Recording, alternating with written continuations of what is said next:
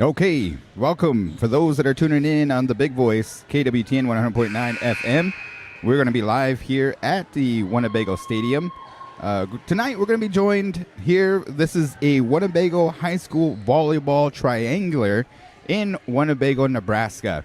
So the Lady Indians will take the court, and I believe this is the first time that they'll be taking the court for their home game. I know that they went on the road for a few games, and here tonight they are going to be hosting the Wathill Lady Blue Jays. Not only that, but it is known as a triangular, so they also have Omaha Christian Academy in the house here for a beautiful Thursday evening in Winnebago, Nebraska. Folks, we are going to be joined by another commentator, Mr. Willie Bass, and he's also one of a fine volleyball player as well as a coach, and so we appreciate his help. And then we are going to have the broadcast crew down here, so if you have an opportunity, hopefully we're broadcasting on YouTube as well as the Winnebago Public School Facebook page. All right, so we'll get started here. We got about 9 minutes left, and we'll just kind of go from there. So once again, folks, welcome into live action, and if you have an opportunity, make sure you come check us out tomorrow at the Winnebago Public School, as the St. Francis Indians will be coming down to take on the Winnebago Indians. That's a 6 p.m. game right here in Winnebago, Nebraska. So, folks, we have a start time of 5 p.m.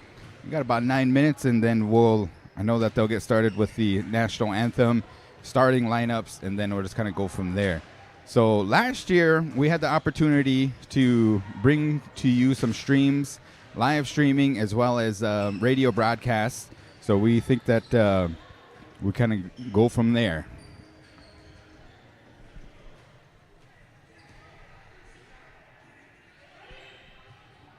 I love the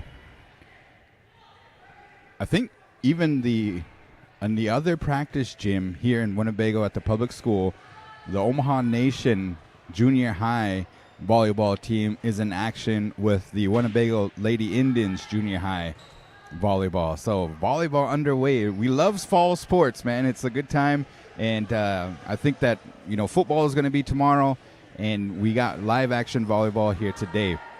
Folks, we got some events coming up. If you have an opportunity, please join us on Winnebago Talks every Tuesday at KWTN 100.9 FM. Allen, Nebraska, the official radio station of the Winnebago tribe, where we're going to be talking about all kind of good stuff. So this coming Tuesday, we're going to feature Little Priest Tribal College. We also have some events coming up on behalf of Suicide Awareness Month that's going to be talking about at Winnebago Talks on Tuesday. If you have an opportunity, maybe set your calendar for 11 a.m. when that happens. Then on Thursdays, we have All Requests Live with Bessamy. If you have an opportunity, make sure you tune in to the Big Voice, and we'll get your request out. If you want to send a request or whatnot, just email Bethany.redhorn@Winnebago Tribe, and she'll get you a birthday shout out, or if you just want to dedicate a song to your old lady or anything like that, you're more than welcome to do that for All Requests Live. Friday Night Hot Mix with DJ Blue on KWTN. We're looking forward to a great episode. We have to get some promotion out there for that, and make sure that I believe we got a new mix that's going to be debuting tomorrow. So if you have an opportunity, join us, as that's going to be kicking off right after the football game tomorrow around 8 p.m. And usually they go until about 11. We also have Ho-Chunk language episodes on The Big Voice. So if you have an opportunity, those happen Thursday after ARL, and we just had one this today. The ladies look pumped up. Once again, folks, we are broadcasting out of Winnebago, Nebraska, where the Winnebago Lady Indians will be taking on Wathill, known as a triangular, in Omaha Christian Academy. I don't have the details as far as maybe our commentators that will be joining us here will have that information, and we'll get that to you folks as well. First time we're broadcasting a home game, so if you have an opportunity, Make sure you comment on the YouTube, dial it in, let people know that they, let the people know that you support the Winnebago Lady Indians. I know there's a lot of relatives that out there. Maybe let us know what team that, or excuse me, what number you should be cheering for and whatnot. So, my name is Garen. Tonight, behind the production is going to be Bethany Redhorn. She's going to be directing today's and tonight's stream and the show. Then we're going to have camera operators, Mr. Billy Decora and Trisha Eschinger. We appreciate them. Our commentators for live analysis is going to be Mr. Willie Bass and Quince Bass. They're going to help us on out. So we'll do that when that time comes, and we'll welcome them in, and then we'll just kind of take it from there. So once again, folks, we are live on KWTN 100.9 FM and also the Winnebago Public Schools YouTube channel as we are getting ready for warm-ups. The ladies are looking over. It looks like the first team up is going to be the Omaha Christian Academy, the Lady Eagles. It looks like I'm not sure if they're mascot, but they are set to be warming up at this time, and then the ladies will take the court. Almost said the field, but man, if you had the opportunity, the Winnebago football team is 2-0. They look to go 3-0 tomorrow as they're going to be hosting St. Francis. 6 p.m. kickoff right here in Winnebago, Nebraska, folks. Next week is homecoming week. We have an opportunity, maybe go to the Winnebago Public Schools Facebook page. This year's theme is out of this world, and they are going to be featuring kind of theme days. I know one of the theme days is Hawaiian Day. I believe another theme day is kind of like wear the bagel pride or wear your spirit colors, whatever that may be. So I know that there will be a lot of people wearing blue. There's a parade that is scheduled at 10:30 a.m. on Friday. So any programs or anybody that wants to get into a parade, they just go down Main Street and throw candy out and just have a good time and cheer on the Winnebago Indians to the victory. Then that evening, they're going to have a contest between Teoshpazina and the Winnebago Indians, and that's going to be kicking off, I think, at 2 o'clock on Friday for homecoming. Now, Teoshpazina is no joke. They defeated the Winnebago Indians in the championship game in that springtime, so we wanted to make sure that we get all the fans to come on out to Winnebago, Nebraska to cheer on the Winnebago Indians, and that is September 16th. So homecoming week next week. All right. So go ahead and throw those ones on, and then this guy right here. We're about 2 minutes away, and then we'll get started with our broadcast and live streaming. We'll turn the microphones on over to our two gentlemen here. But in the meantime, we have Mr. Willie Bass here that's going to be joining us. And let's see here. Are you on? Check, check. Yep, there you go. Go ahead and give us another check, check. Check, check, check. Yeah, there you are. This is Willie Bass. All right. So about that far away from, yeah, there you go. Got it. Willie, how you feeling here tonight? I'm feeling good. I'm feeling energized. I'm feeling like I'm ready to watch some really good volleyball matches between the young, talented teams that we have here. Shout out to and welcome to the Wathill Blue Jays and the Lady Eagles from Omaha Christian. All right. So before we warm up here, Bethany, I don't know if you want to get a shot of Willie and myself and Quince over here. We have that PTZ camera. Oh, and yeah, so you're supposed to come in a tuxedo and whatnot and stuff, but at least you got it right. You got the Winnebago. I had to come correct. I could have dolled up a little bit more, but no, I'm just kidding. Nonetheless, thank you guys for helping us on out. For sure. And I know that there's a lot of people. It's pretty cool that we got a team, more people that are interested in kind of broadcasting and getting into that industry. The KWTN radio station, they do a good job, and so we appreciate your commentary last year. You joined us, and you have your expert analysis. I think that was pretty cool. So good job, Willie, and we're looking forward to another season here. Do you know much about the Lady Indians? the Lady Indians for the Winnebago team, yeah, I know a little bit about the squad there. I used to coach the team for about 4 years. Yep. Probably about 4 years ago, and it was a very good time, and looking forward to seeing them in action again tonight. Okay. All right. Do you know the record now? The record, I'm not certain. I'm not sure I did my homework as much as I should have, but I did catch one game, and you know what? We have some talented players. Do we really? Yes, we do. Who do you think is talent? Maybe. Well, one of the ones that stood out to me for sure was Nadia Bass and LaKayla Carnes were the two that stood out to me. Okay. Very natural athletes. They got a hustle. They got the right attitude, and I'm eager to see them live because that was when I watched them. It was on a live stream, so now it's they're live right in front of me. So I'm excited. Okay, so it looks like Carnes is wearing number 1 here this evening, and Nadia, is that how you say your name? Yeah, Nadia. Is number 13. So she's a sophomore. Yep. So rising star already. It's usually a good sign when you have a freshman or sophomore with that level of talent. They're likely going to be a leader for their team the next couple of years. Cool. Awesome. And maybe if we can get a shot of the team down here as they're going to be introducing their starting lineup here. This is Omaha Christian Academy. Is that correct? I believe so, yes. And they look like they are the Lady Eagles. Lady Eagles, definitely. All righty.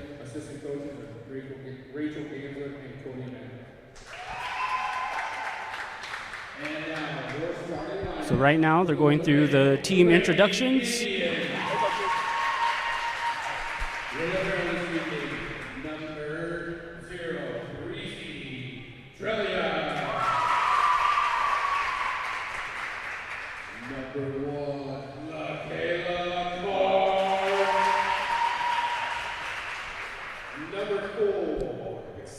All right, looking forward to some great high school volleyball here tonight in Winnebago as the Lady Indians are hosting the Omaha Christian varsity team for the Lady Eagles.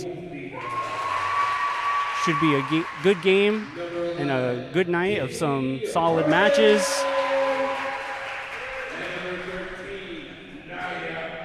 Just waiting for my brother Quince to get hooked up here and join me in the commentary. All right. We are linked up. I was trying to mark these starters down. Right on. Looks like they're getting ready to do the flag song here. Stand by, ladies and gentlemen.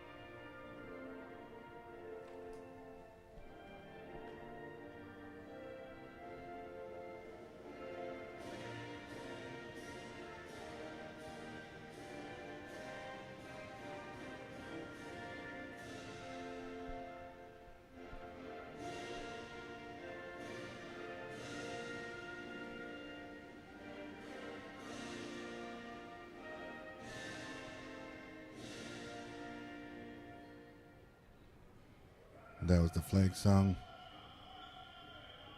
Customary, the Winnebago flag song now.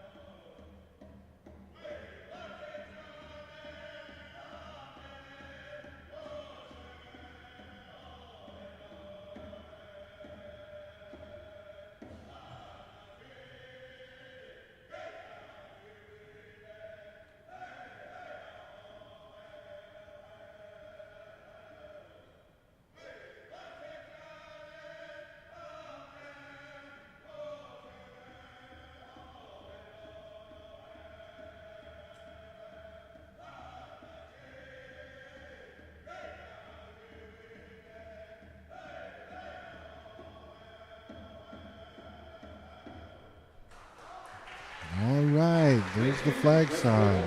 Now it looks like the match, they're ready to start here. Good evening, everybody. My name is Quince Bass.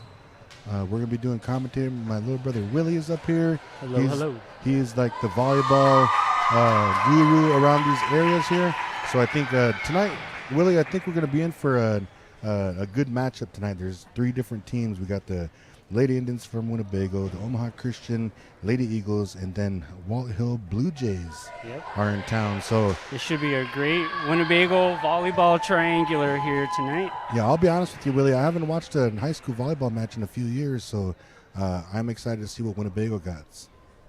Yep, I'm sure we'll learn a lot along the way here. Sometimes the rules change from school year to school year, but they're usually pretty minimal. We'll see how they operate tonight. This is my first time commentating for a Winnebago Lady Indians volleyball game this year, and looking forward to it. So, looks like Winnebago got a sub already. Yep, already. Looks like they put in number 35, Mimi K. Dolzel, junior. I think what we got here, we got starting for Winnebago, we have number 9, who is up to serve, Melodine Earth, which, if I remember correctly, last year she had a really good serve. I think she's got a jump serve. We're about to see it. All right. They're just waiting on the officials to start. Looks like, okay, real fast, like number 9. Go ahead, and who's that? Melodine Earth. Number 1. LaKayla, a.k.a. Lala Carnes. Number 11. 11 is Danny Harlan. Number 4. Number 4 is Exadia Neiman. Hold on. Bagel serving. Jump serve. Into the net, side out. Not the best start, but there's usually like number 13. Nadia Bass. Yeah, and then you said Mimi Dolazal's in. Those are the starters for Winnebago tonight. Cody Wurges up to serve for the Omaha Christian team. Nice attempt on a block there for Winnebago. It's a nice up by Melody.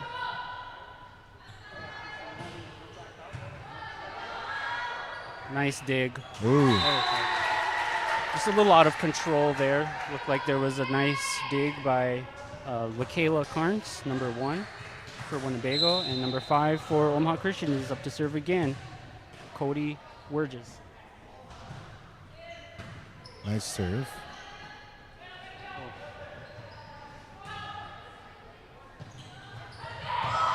Nice coverage.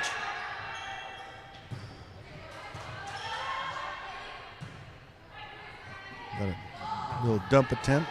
A little tip over there by Bass in the middle. Great hustle. Nice block by Winnebago. Good dive. Well, we're seeing some pretty good hustles and diving early on in this match. I was just going to say the same thing. So far, we had 3 plays so far, and all 3 of them, both sides of the court are hustling. Winnebago is going to want to get a side out here pretty soon. Oh, just a miss hit there. Got some early game jitters to shake out. But Wilges on a roll for the Omaha Christian team. Pass right back over. Good, nice block. Nice coverage. Nice block by 13 Bass in the middle right there. Ball did land on Winnebago's side. Looks like the number 5 there scored her 4th point. The score is 5-0. Lady Eagles are up. Nice back set. Nice swing. Another nice back set. Good swing. Nice swing. Nice up. Oh, nice. Nice. Good swing. That's the side out that Winnebago needed, and I believe that was from Dolzel. Yes, number 35 got a kill on that one. She's in the books, and we have number 25 coming in for Winnebago, and that's Desia Kitchion, a 5'4" senior right side hitter, up to serve. 1-5. Nice soft serve right over the net by Dolzal. That's an ace. Winnebago chipping away at the early lead right now. Scores 2 serving 5. And Kitchion back to serve again. Nice high serve. Right. Another ace. Yep. Return pass was right into the net in the middle there. Volleyball is mostly a game of momentum, so it looks like Winnebago is taking back some of that momentum that the Lady Eagles had. Nice little block. Setting Winnebago up for a bump set spike. Neiman. Little dump. Neiman with another good swing. Nice. Those are some really solid swings by number 4, Neiman, for Winnebago, but I have to give credit to Desia Kitchion for those very controlled, mature sets. There's hardly any spin when they come off the fingers. Very impressive. Yeah, imagine that serving and then also go. So there's another ace. I think that's 3 aces so far. And not only is she getting those sets there, those mature sets you're talking about, but she's also doing her job back there, serving the ball. And the score is tied 5-5. Kitchion to serve again. And tough serve. I believe they called this. Yeah. So someone from the back row on Eagles team jumped when they're supposed to be. They jumped in the front row when they're supposed to be in the back row, so that's an illegal play. Point goes to Winnebago, and they're up by 1. Kitchion with another good serve. Good swing. Ooh, that was number 7 with the left side swing. Nice kill back to the right corner there. Nice kill by Kaylee Hoytink, a 5'5" senior from the Lady Eagles. Pretty solid swing there. Looks like number 10 just now stepped into the game. Josephine Wolf leader.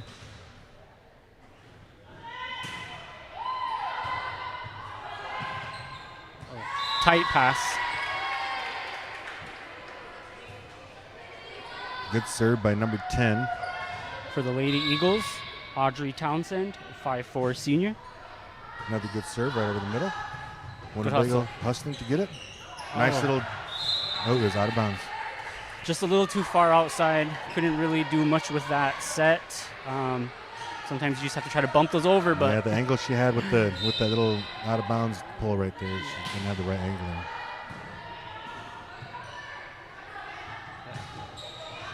Ooh, nice swing from the back row. Okay, got a free ball here. Let's see what they do with it. Good set. Oh, nice swing. That's number 4, Xadia Neiman for Winnebago gets a kill. Looks like since from the beginning of the game, Winnebago is a lot more under control. I think the little run they had there might have got them fired up.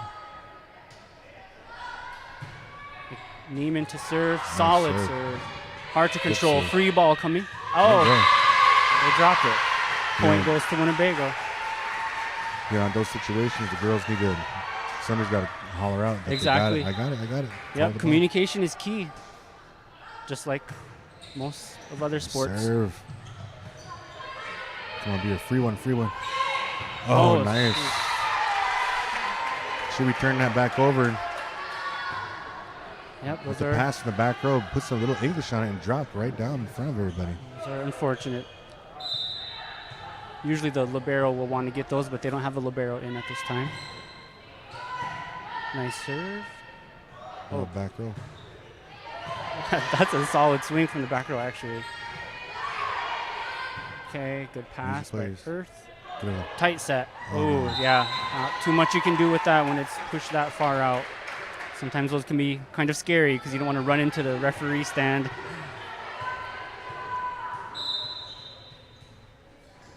Lady Eagles to serve. Oh, nice return here. Nice swing by Danny Harlan. A dump over, free ball for Winnebago.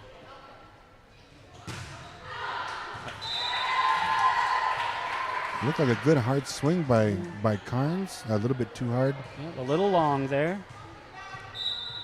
Got to take your time and keep it controlled, keep it in.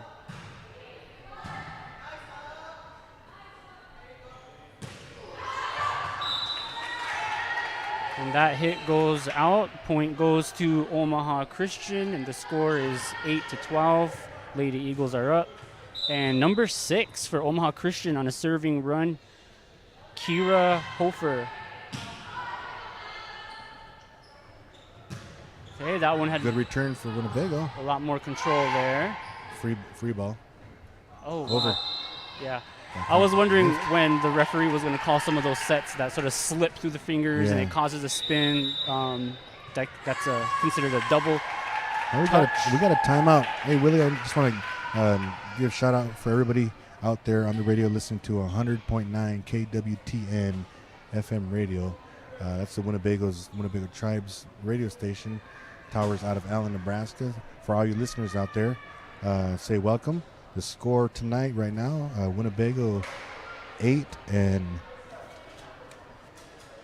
Omaha Christian Lady Eagles with 13. And Willie, what do they go up to? They go up to 15 or they go to 21? In a triangular, it's usually, and I believe this is the case, but it's best 2 out of 3. They play to 25 points, and I think even the third match goes to 25 points, unless they change that, but I don't think that they did. But Winnebago certainly putting out some good effort. They're trailing by 5 points. Let's see how they respond after they regrouped. You know, this triangle, we got, after this game, we'll have some time in between games, stuff like that. We got to come up with some topics to think about, and I have a couple that were in mind, so I'll let you know those in a bit. Let's do it. Hey, free ball. Oh, I'm not sure that ball came over. Point goes to Winnebago. Nice swing over there by the on the left-hand side by Lady Eagles. Went right into the net. Almost went over, so side out Winnebago. And the libero, Breezy Treglia, freshman, service error there. You know, one thing really, I heard that they have a stat in volleyball of percentage of serves over. They keep track of it every year. Oh, ouch. Looks like a miscommunication error there. No one really called for it or went for it, and it just kind of smacked the libero. And number 7 for Omaha Christian back to serve again, Kaylee Hoytink, 5'5" senior. Got a nice jump floater there. Let's see. Looks like Winnebago was out of rotation. Therefore, point goes to the Lady Eagles. Looks like they're going to regroup.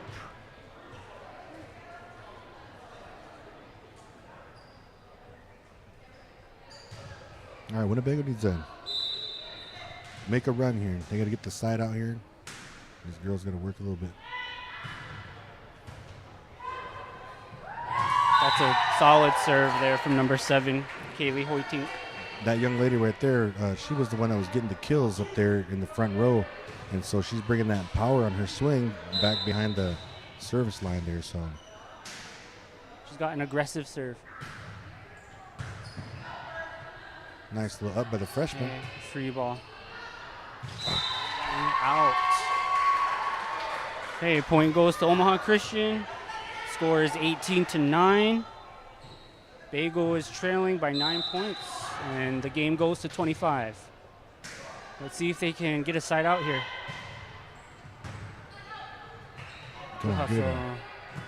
Okay, much more controlled.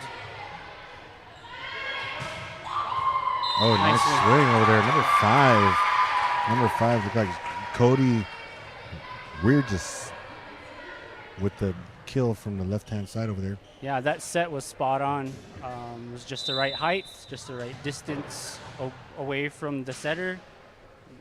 Powerful spike. And number 7 again on a serving run here. Good set. Good swing by Danny Harlan. There you go. That's the side out we needed now. Now Winnebago needs to take advantage of this. Looks like Miss Harlan is stepping back behind the service line, so hopefully Danny can get us on a run here. Number 11, Danny Harlan up to serve, a sophomore. Winnebago needs a little bit of momentum here to try to turn things around. Knuckleball. Why don't they call that? Looks like it's going to be not a free ball, but a roll shot. Oh, nice. Good dive by Carnes. It's like another free ball. Let's see if they can start swinging. Out. Yeah, looks like they caught Winnebago into the net on that one. I thought. I believe the tip from Lady Eagles was out, so the point goes to Winnebago. And Harlan up to serve again. Nice serve. Hit serve. that. Oh, good coverage by Earth. Solid swing. Nice recovered by the freshman. Free ball for Lady Eagles. Nice tip. It looks like, yeah, Winnebago's in the net.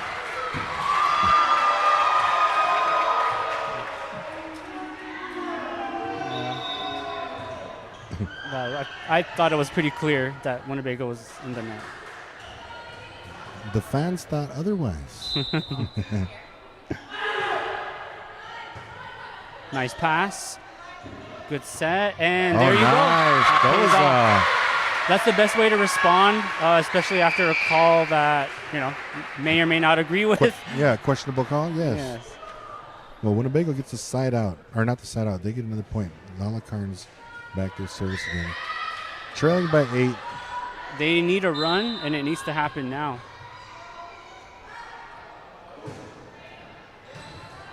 Nice service by Carnes. Nice block there. Block. The number 4 and number 9 was both in on that block. Number 4, number 9. That would be Exadia and Melody and Earth. So Neiman and Earth putting a block in the stats for Winnebago. Carnes with a solid serve. Tip they're free one by the Lady Eagles. Let's go. Winnebago gives them a free ball. Roll shot, and it goes down. Those are those ones right there. The ball's coming. It's not going to be a hard spike, but you have enough time to kind of place it. And when you're sitting there looking at it, the middle was wide open. That was a good lead for that. That is the spot you want to go for, and that forward spinning English drops it down.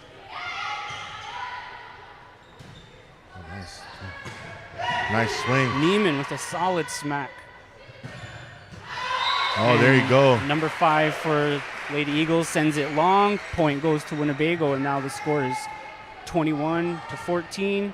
Winnebago is down by 7. Nice serve by Earth.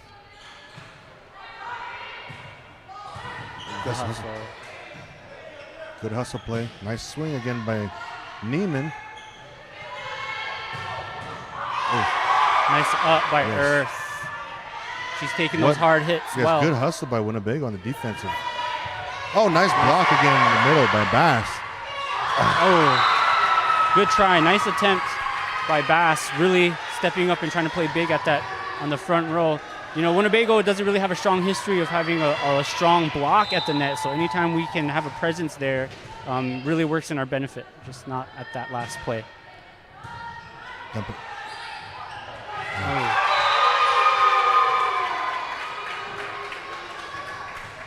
Lady Eagles are having their presence at the net and get a block in. Point is 23-14. Only playing the 25 here in this first set. Good set. Nice swing. Good swing by Dozel. Free one, come on. Free ball. Let's do go. something with it. Oh, nice. Dozel taking control. Nice tip. Good tip and coverage. Beautiful play. Some good rallies going tonight.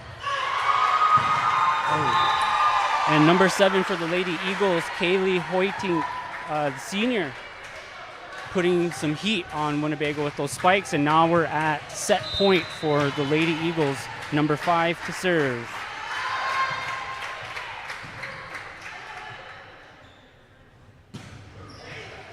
Good smack by Neiman. There you go. Unforced error by Omaha Christian. I'd like to see one of these young ladies take this challenge and say, hey, we're down by 9. It's game point here. And just go on a rally right here. Let's go.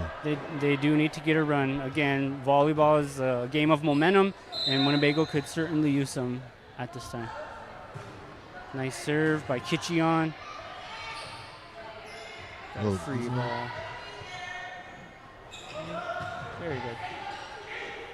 A lot of ball control. Nice. Didn't go over. Yeah, I don't think so. Okay, point goes to Winnebago, and so far we're on a 2-point run We're here. gonna just chip away at this lead here, okay? Down by 8 now. It's set point, so if she misses, that's game. Yeah, she's got to get Okay. all of them over. She's got a consistent serve. Dump it. Nice coverage by Earth. Dump it Good again. tip. Bass is playing big. All right, let's set it up. Let's go. Let's kill it. Good swing. And nice coverage by the Eagles. Looks like we got a tip. This is a great volley Yes, good coverage by Carnes, and it's up again, and she gets up for another pass. from out of bounds. Dump it. These girls do not want to go away. Okay.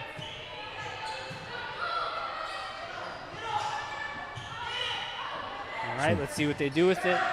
Oh, and Neiman just hits it a little long, and that brings a close to the first set with Winnebago 16 and Omaha Christian with 25. All right, station identification. Everybody out there, it's a big shout out to everybody listening to 100.9 FM KWTN, the Winnebago Tribes radio station. Willie, so I'm going to let you know this, that I'm very impressed with how Winnebago's playing. I mean, in my days back in the day, that's what we'll talk about in between games too. Is I was in high school when Winnebago had their historic run in volleyball back in the day. I have a few of my classmates that were stars of those teams right there. One of them even still has state records for those years back in the 89 and 90 I think I know who you're talking about. So yeah, we'll talk about those kinds of things, in between games. But I just wanted to let you know that both teams are impressing me. I like the power that the Lady Eagles have. I also am surprised with these young ladies over here on the Winnebago team, because the last time I saw these little girls playing volleyball, they were like third and fourth graders. So this is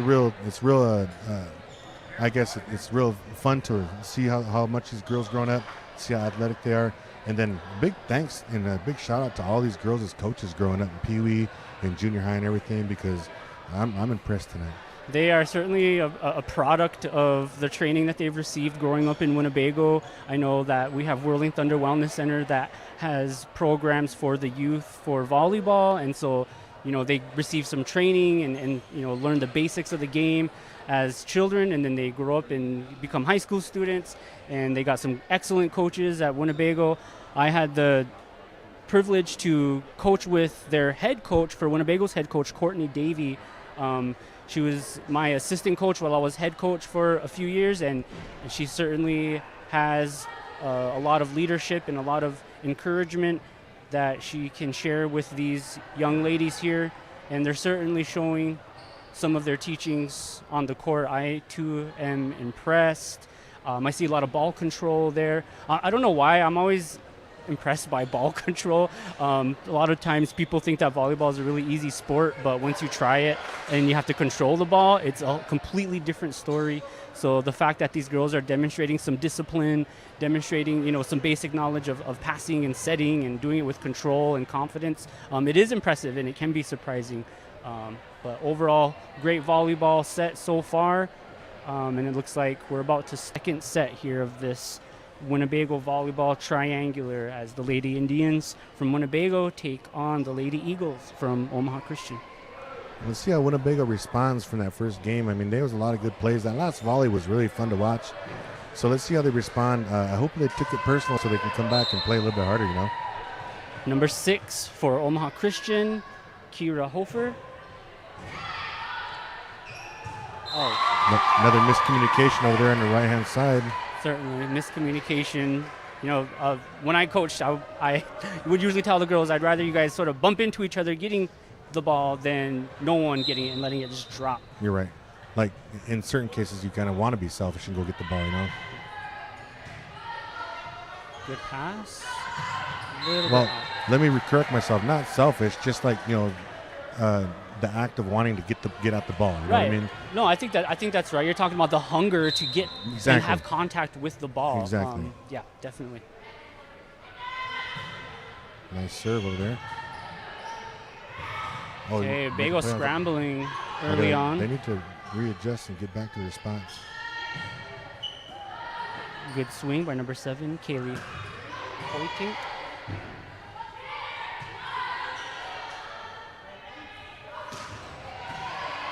Another good spike over there by Doza. And you play the net. Oh, Yeah, the set was a little bit too close to the net. You know, a lot of times with that close to the net, you kind of want to dump it over. But some of the girls are a little short, so they can't even get there. yeah, it can be difficult to try to reach up there and stay out of the net at the same time. Yeah. Oh, there you go. All right, we got a service error. A little help to the Winnebago's team. A service error by number 6, served into the net. I'm sure they'll take the point. And it looks like Earth, one of their strongest servers, I'd have to say, up to serve. All right, let's go, Winnebago. Mm.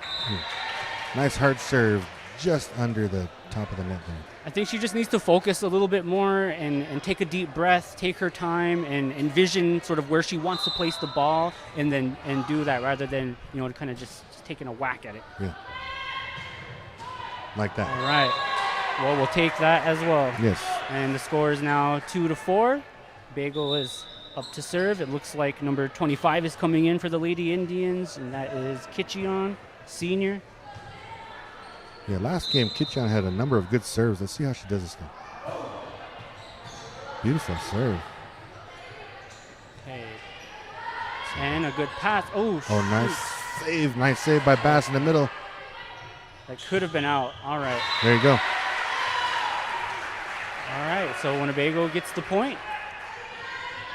3-4 in this second set. Since this is a triangular, the games will be best 2 out of 3 sets. Winnebago lost the first set, and we'll see how the second one goes. But it's going to be difficult to get this W for the second set with number 5 from the Omaha Christian swinging like she does, and that's Cody Werges, 5'7" senior.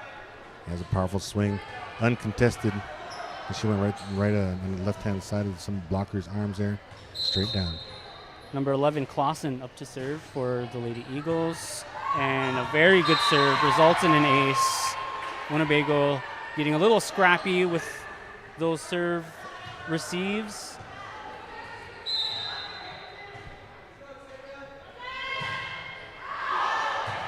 Just long.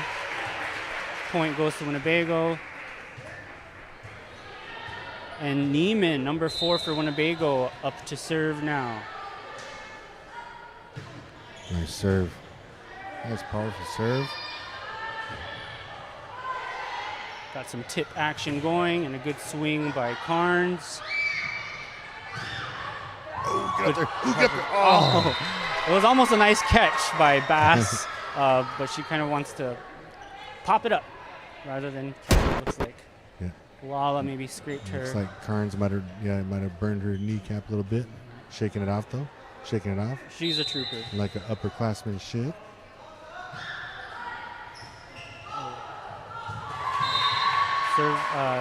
Serve receive error on Winnebago's part, and number 13 for the Lady Eagles back to serve, and that is Townsend, 5'2" sophomore libero.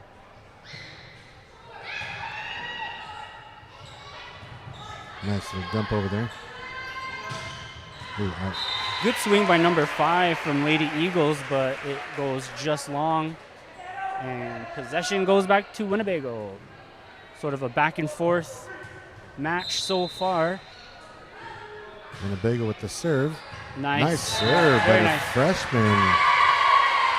Treglia, the libero for Winnebago, gets a service ace, chalks up a point on the board, and the score is 6-8. Winnebago down by 2, and a little too short on that other serve, and Lady Eagles has possession of the ball.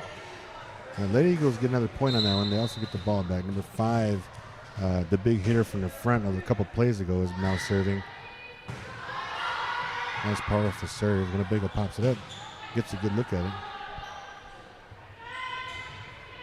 There you go. Yeah, those tight sets that I've been seeing on both sides of the court, they can be really difficult to handle. I mean, you have to either get up there and tip it, or if you try to set it, you're just really close to the net, and it's risky because you could lose possession of the ball. Strong serve by Harlan.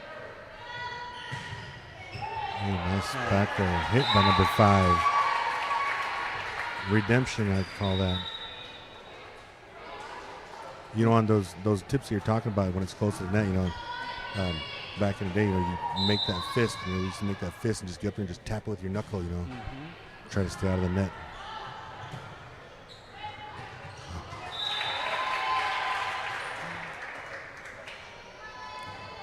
Okay, with situations like that, you really would just want to focus on keeping the ball in play and bumping it over, even if, you know, it's not always going to be a good set or a perfect set, but you have to keep the ball in play. Looks like Winnebago is working on that at this time, and Lady Eagles sends over a free ball. Good set by Dolzo. Carnes takes a swing, but Eagles pick it up. Nice cover. A lot of scrambling, a lot of free balls happening here. Timeout.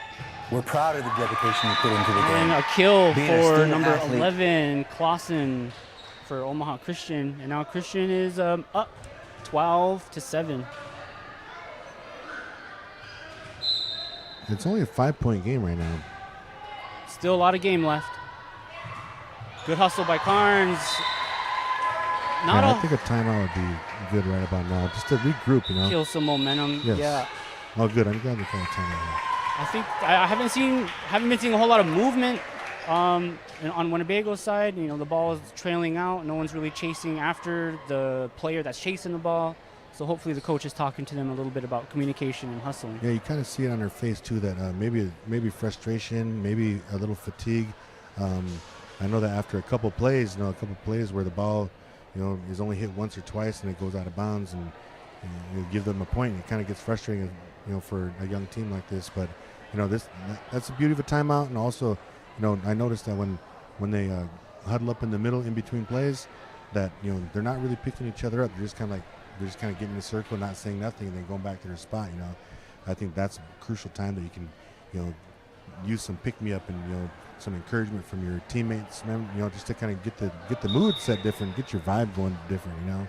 Yes, as a coach, you really want to rely on your seniors, your captains, you know, those veteran players to really bring up the team morale during those huddles. Let's see if Winnebago can turn it around. We got number 10 from Lady Eagles, Townsend, up to serve. Beautiful pass by Neiman. Nice kill by Dozo. That's exactly how you want to come out of a timeout, taking a hard swing, keeping it in play, and fortunately for Winnebago, resulted in a point. So a good note on that is, you know, you call a timeout. They did the perfect thing right there. Set up a play, calmed them down, got them adjusted. And now I see some hip bumps, some smiles. Yes. Winnebago's back in it. And Lady Eagles sends it long, point to Winnebago. Yeah, so this is where they take advantage of the run you were talking about earlier, you know. Now would be a great time for a run as Carnes sends over a great serve, which is difficult to control, and they're sending over a free ball to Winnebago. Let's go. Set by Dozel. Earth Beautiful. with the slam and the kill. Hey, that's what I'm talking about right there. Those last two plays, Winnebago took their time. They went to their spots, they did their jobs, and then that's the result right there is another point. On a kill. Carnes with another strong serve, almost an ace, sends over a free ball. Let's see it again. Good hit and a nice up. Dump.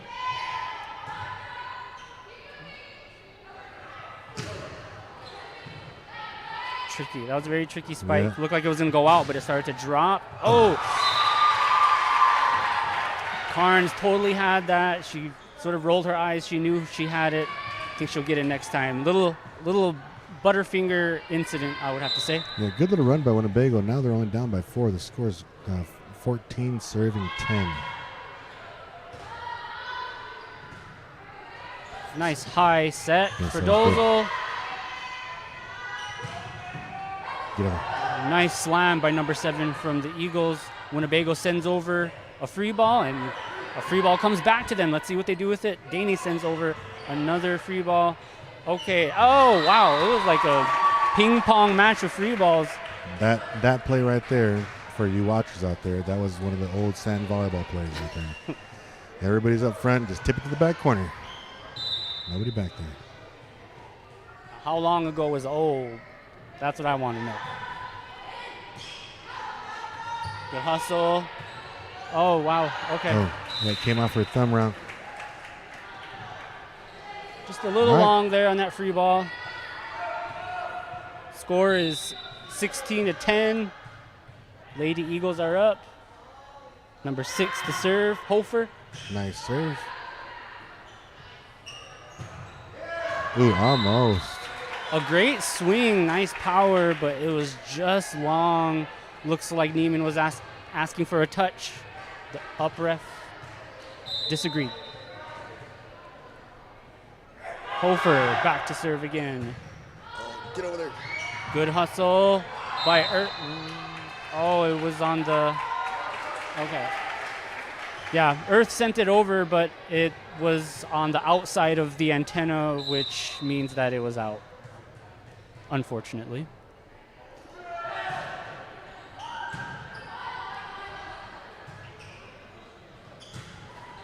Oh.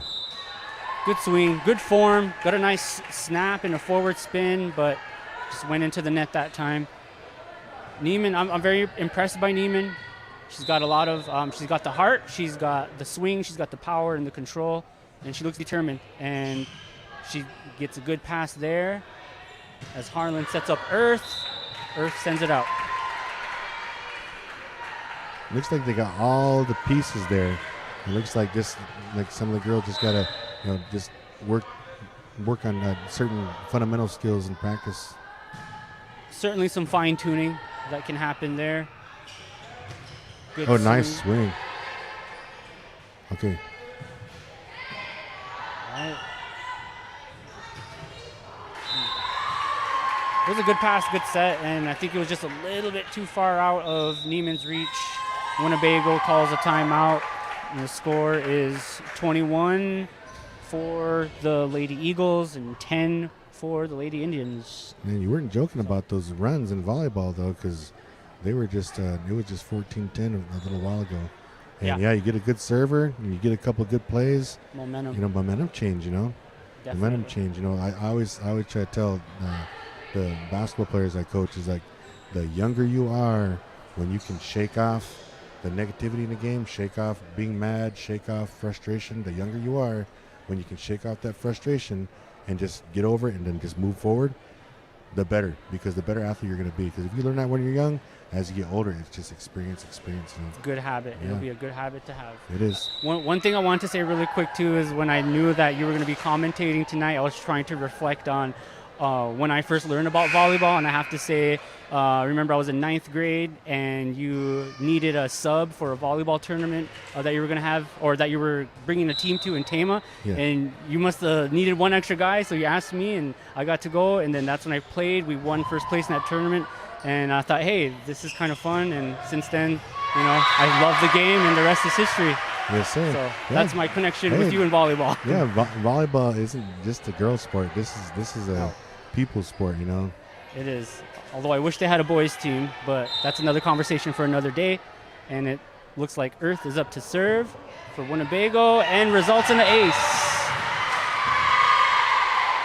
That's the second point that they scored since that timeout was called. Coming right out of a timeout. Yep, I agree. Whatever's being said during the huddle seems to work. They just need to carry that momentum longer. Oh, great beautiful serve. Free ball coming from Winnebago. They should capitalize on this. Can we set it up? Oh, good swings. Yeah, I can't really say anything about those swings because she's got the right form. Yep, she's even saying, she's trying to put some English on it. She's too got much the right power. Yeah, she's got the right. It's just experience. These girls are gonna be just fine. A nice little dump there.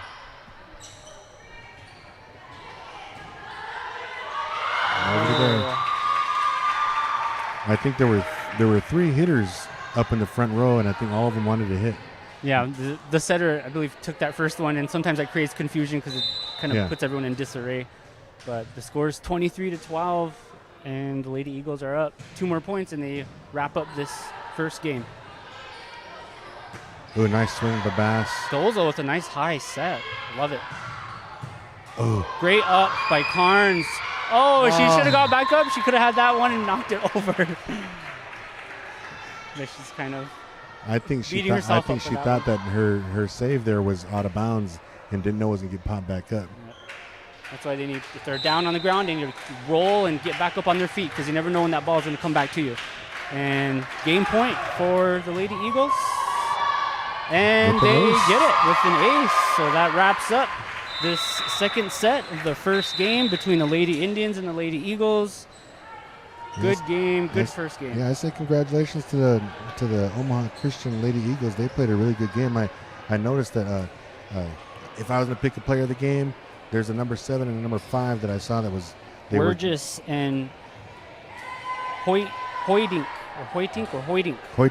Yeah, they both were excellent on the front row. They were hitting the ball hard. They both got multiple kills. They both were in on a lot of blocks. And when they went back to serve, they were both pretty sufficient back there too. And they're both seniors on the squad, having a lot of controlled spikes. And you know what? Usually if there's a really nice spike, that means they're getting some really good sets. So we have to get some credit to the senior, Audrey Townsend, who is the team's setter for the Omaha Christian. Yes. And their hard work paid off as it resulted in a win for them tonight. Well, what about you, Willie? Watching that first game, this is the first game of the season that you got to do the commentating on. What are your takes out of that first game as a coach? What did you see that you liked? Is my first question. Well, I see a lot of hustle. I see a lot of potential. I see a lot of natural athleticism.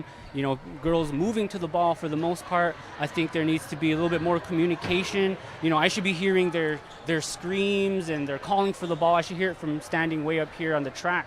You know, that's how loud it needs to be so that everyone is aware of who's going to go for the ball so they're not dropping it. There was probably about maybe 3 or 4 points where the ball just dropped and nobody went for it.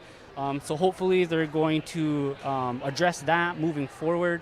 Another thing is probably keeping the ball in play. You know, I saw a lot of good high sets going up, and sometimes the swings would either go long or go into the net. So just taking a deep breath, getting your approach down, and keeping the ball in play. Don't expect a perfect set every time, but those hitters, you know, they just need to continue to do what they do in practice. Hit hard, keep the ball in play, and, you know, I think if they make those adjustments, they should be all right here as they move into another game tonight. Yeah, I agree. All those points you made just now, I agree. I noticed one thing too is like, you know, Winnebago, they might have maybe 3, maybe 4 like solid hitters, and, you know, getting good sets is a thing. You know, Critical for those power hits. You want those kills that go straight down, the ones that people say ooh for. You know. Those are mostly on good, decent sets, and then the hitter is just different every time too, you know. But one thing that I noticed that the girls were getting a couple sets in a row on one certain volley, and they get a couple spikes, they get bumped back over, and then it seemed like their legs were getting tired, so they would back up, not as much. They wouldn't jump as high the next time going, you know. So conditioning, I think that's what I was getting at, and it's not keyed at one individual person. It's just as an athlete, you know, you gotta be conditioned in a sport like volleyball. I mean, think about it. You know, you go straight from this sport to this sport to this sport. You keep, you know, in high school, and you keep your body conditioned. You know, in volleyball, it's the same thing. If you're gonna be a hitter, you got to do all those exercises outside of practice to make your legs stronger, to make you jump higher, those kinds of things. And then, you know, obviously practice of all that stuff too. I mean, conditioning is an issue in all high school sports, all sports, you know. So, you know, maybe it's early in the season. Maybe they are getting their legs in shape right now. So, I was impressed by Winnebago's efforts tonight in this first match here, and looks like we're going to be having a game here. The warm-up clock didn't start yet, but this next game here is going to be between those same Omaha Christian Lady Eagles in this triangular against the Wathill Lady Blue Jays. And I haven't heard anything about the Lady Blue Jays. They're the neighboring town 6 miles south of us. But we're going to learn tonight. Yes. You know, a lot of the things that you're talking about the sports, you know, this is a team sport. You know, and it goes along a lot of lessons strategies and stuff like that go along with all team sports. But a lot of times I might throw out an analogy for basketball since I'm a basketball coach. So sometimes you might have excuse me. It looks like the ref blew the whistle, so the clock's going to get ready to start. We're going to have 16 minutes to be on the air and discuss volleyball. Okay, and I'll give a shout out to all our listeners out there. Big Voice Radio, 100.9 KWTN. And also, we are live streaming on YouTube, I believe. And so, if you log on to the YouTube channel, the Big Voice Radio, and you have any questions or any comments or maybe some history you want to share with the listeners, go ahead and leave your comment there. I know one of the topics that me and Willie's going to be talking about is Winnebago's history in volleyball of what we can remember. Okay, there's a Winnebago had a short history of dominant volleyball back in the late 80s and early 90s. The team back then, I would say, I'll have to mention a lot of names, and some of these people aren't with us anymore. Their head coach, her name was Connie Getman. Rest in peace, Mrs. G. You know, Mrs. G. She was a goat. Yeah, she really was. She was one of the funniest and most caring teachers that we had in Winnebago. And she took all those girls that were on her volleyball teams in as her own daughters. And she didn't have any daughters. She had 2 sons, Connie did. But she shout out to Justin. Yes, shout out to Justin Getman. I'm glad I can say your name out there, Justin, and say your mom's name out there. Everybody from Winnebago loves and misses her. And so, I think the assistant volleyball coach, his name was Ken Spellman, I believe that's who it was at that time. And our varsity girls that year, or those 2 years, were really, really good. They played basketball and volleyball together ever since they were like in the 3rd grade. And then a couple of those girls end up becoming some really, really fine athletes, you know. Back in those days, I'm gonna bring up some names, and maybe you viewers remember some of these names. I'm waiting for these names. So, we had a sister-in-law. Her name is Patrice Bass. Patrice Levering was her maiden name. Oh. She was on the squad. She was one of these real consistent, hard servers like that. And she was a good team captain, good leader out there. OG. Yes, and then Rona Steeler, one of our council members, she was on the first state team. And then we had other ones that were in there, Tammy Tiz, Monica Hunter, shout out to you girls. And then Trish Smith, she was like, I don't know if you would have called her a libero back in the day, but she was like our main setter. She was like a really consistent and accurate setter, and she was a good passer. She could hit the ball. She could serve. She was like all-round. Well-rounded. Yeah, and then we had my best friend in high school. She's considered, in my eyes and a lot of people's eyes, as the GOAT in basketball here in Winnebago. Her name is Dawn Binky Snow. She was, to my knowledge, was the first girl here in Winnebago to do a jump serve, and she was a little short and stocky, but she could really jump and she could hit the ball hard. You know, she was a hustler too. So, you know, R.I.P. Binky, love you. Respect. And then last but not least, you know, who I consider the GOAT in volleyball here in Winnebago, but my cousin, sister Darla LaPointe, she is 6'1". She dominated the sport. She has state records here in Nebraska. Yeah, left-handed. She holds state records in blocks. She led the state in blocks I believe it was her junior or her sophomore and junior years. So yeah, she's got a lot of blocks recorded in that state. They're still there. Yes. So shout out to all those girls, and you know, I just wanted to mention some of those names. You know, some of those names were, I guess, household names. You know, back in the day. So, really miss those days back in the day, and it was real good to be able to bring those names up and stuff like that, because volleyball, that's who I think about when I think about Winnebago volleyball, is those girls there, and they went on a state run. They went to state 2 years in a row. I can't remember exactly who they beat, but I remember one of the district championship games was right up there in Homer. The gym was packed. I never saw a Winnebago volleyball game so packed. And that gym was packed, standing room only, and it was an awesome district final game, and Winnebago come out with the win. I think they used to play. I think they used to play 2 out of 3, and it went all the way down to the wire, and even I think they had to win by 2. Then they took an extra points and finally got it off a tip. I think Darla tipped it.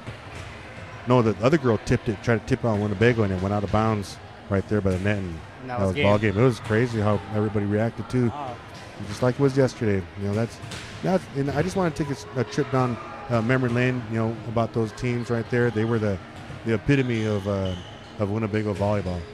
Yeah, I think Winnebago volleyball history is important to know. I bet a lot of our young people don't even haven't realized that or understood that or heard that story. A lot of those ladies that you mentioned are now, their aunties or their grandmas. And like you said, not all of them are with us today anymore. So I appreciate that tribute to them. I think that's important. And I think the more that they learn about them, learn about the skill, learn about the achievements. Like, I didn't know that they won districts. But if we teach this to the girls, hopefully that could inspire them and motivate them to go that much harder on the court. So, yeah, I appreciate that little history lesson there, brother. Yeah, then even that the second year they went, there were some young girls coming up too. I believe they were freshmen that year. Mary Carnes, Liz Baird, Pat Coons, Tony Earth. They were also pretty good athletes too back then, and they helped those upperclassmen, Darla and Bink and all those guys. They helped those girls out to get back to the state tournament again that second year. So shout out to you girls. And who did they have as their coach? Connie Getman, Mrs. G. Even when I was coaching Winnebago girls high school volleyball from 2014 to 2018, I believe it was, even then I would hear that, Miss Getman was a really good coach, and she would do this, she would do that. She would have, conditioning, and she had zero tolerance for, attitude, and she had all these things that I, as a coach, aspired to be, specifically coaching the Winnebago girls volleyball team, because it's not always easy. No. But definitely a rewarding experience that I wouldn't trade for the world. And I just love the game, and I love that I'm still able to be a part of it in some shape or form.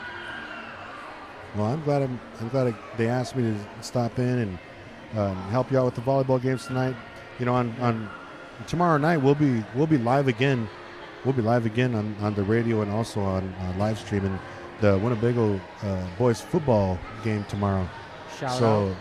I believe St. Francis will be coming into town from the Rosebud Res, and I'm not sure what their record is, but I know Winnebago is 2-0. They're undefeated.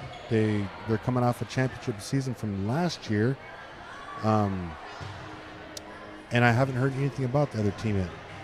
I'm hoping that it's going to be a really beautiful night for football. The first 2 games Winnebago played, they played during the daytime, and the all-native league that they're in right now, the first game they had to actually travel 6 hours to get to Cheyenne Eagle Butte, and so that's a long drive, up. So, and then it's a long drive back too, and we don't want our kids to be spending 2-3 nights up there for one game. So they have the game early, so it gets done early, so they have enough time to get back in time.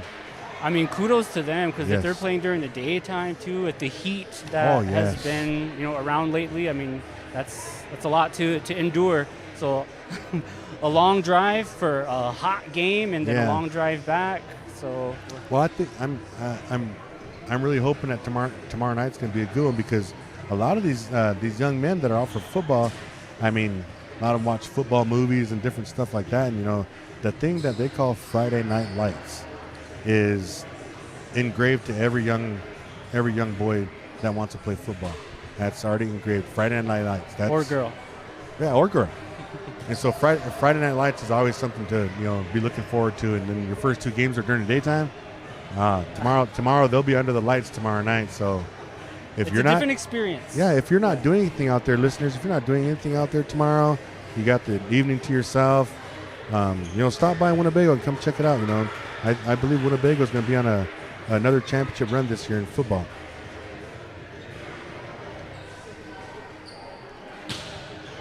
All right. So it looks like we got the Lady Blue Jays warming up on the court at this time as they prepare to play against the Lady Eagles, Omaha Christian, who just got done playing against the Lady Indians and came up with the W. And we got about 7.5 minutes before tip-off for this next game as Winnebago hosts their first home triangular. A lot of good volleyball action, a lot of young talent.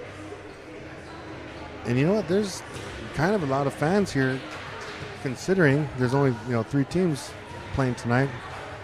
We've got fans from all 3 towns representing here. It's a good way to pack the stands, just have a triangular. Only thing different about a triangular is that it doesn't include a junior varsity game. So JV doesn't really get a whole lot of action during triangulars.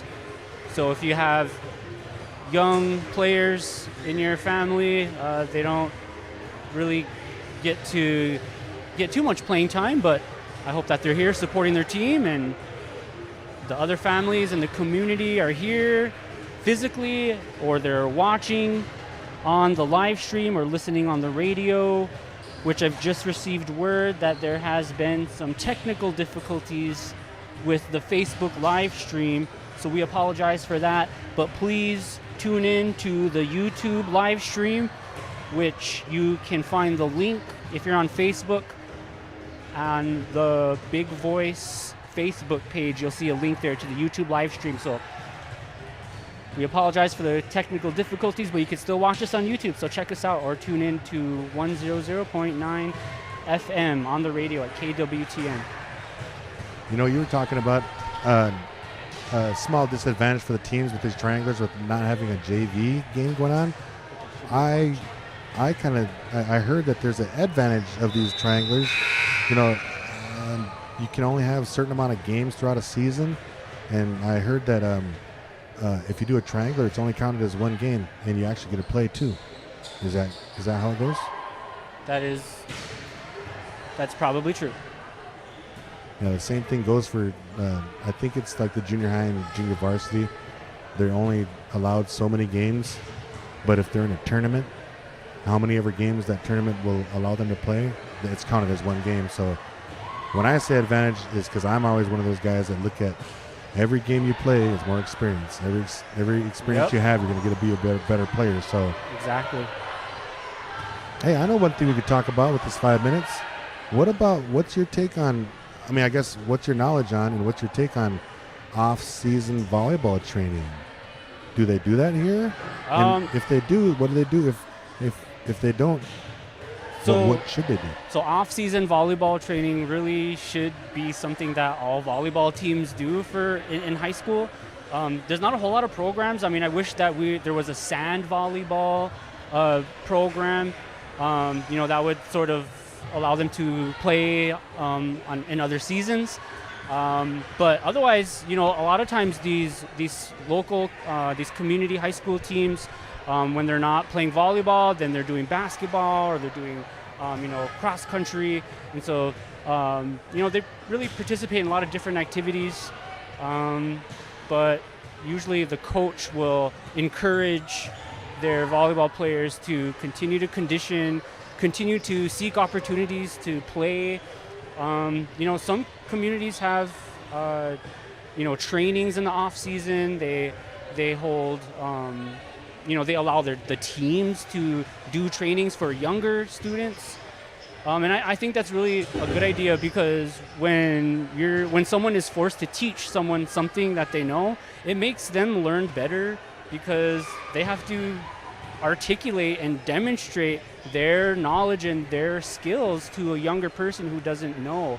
So it's not necessarily off-season training, off-season playing, but it's just more opportunities to build your skills and teach others the game, because when you teach it, again, you become better at it.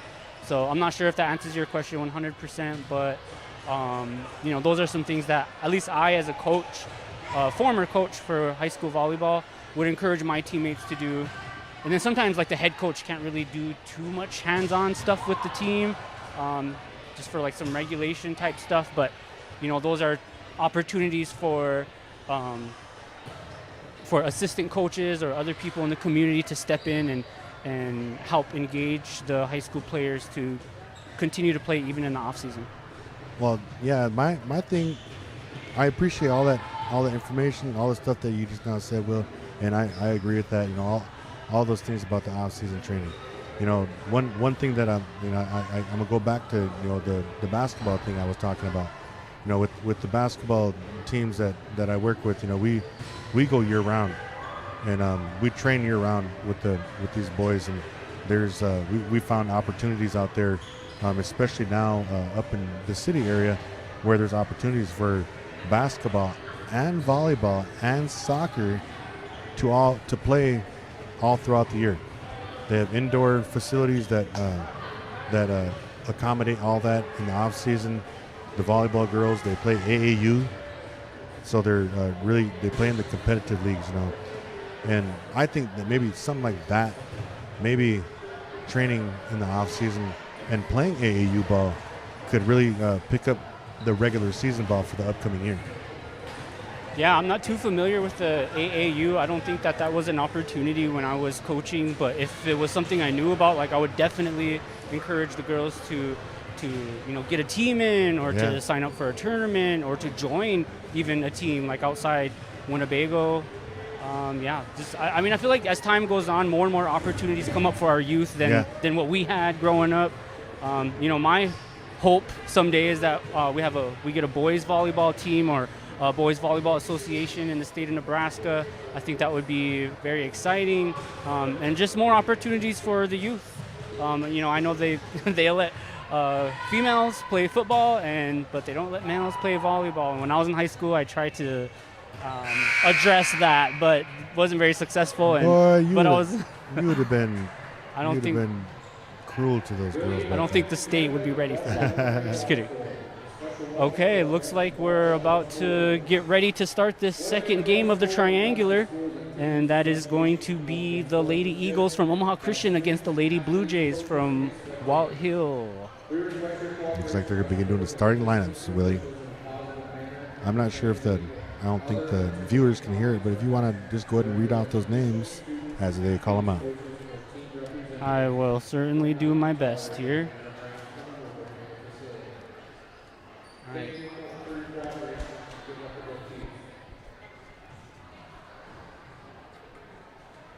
All right, looks like they're about to do the starting lineup introductions for the Lady Eagles and the Lady Blue Jays. Now the starting lineup for the Wathill Lady Blue Jays. Number 1, Abby Phillips from the Lady Blue Jays. Camry Ross. Number 4, Katie Parker. Number 4, Katie Parker. Dakota Walker. Number 5, Lakota Walker. Sheila Cook. Number 7, Sheila Cook. Number 2, Ty Stabler. Ty Stabler, number 22.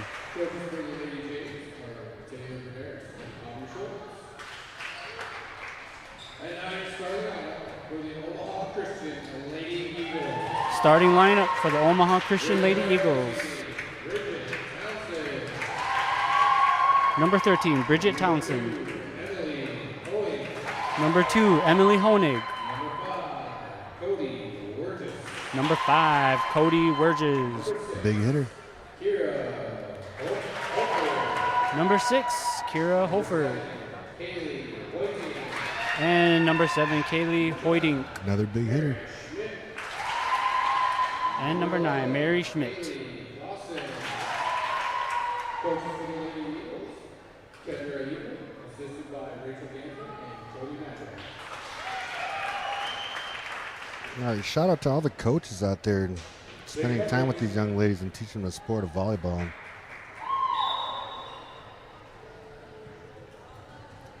The games are their opportunities to apply what they've learned in practice. So hopefully we see some of those skills demonstrated on the court in just a few minutes. I think Wathill, maybe last weekend or something like that, took second place down in Boys Town. Nice. They had a triangler down in Boys Town. I get to see a lot of things on Facebook. Since the communities are so close and we have a lot of friends on Facebook, we get to see a lot of these other athletes from different schools, progress as well.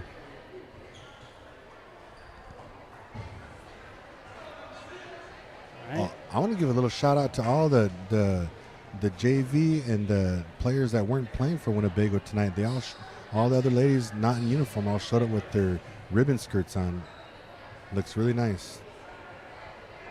I agree. I love it. Supporting their team and paying tribute to their culture.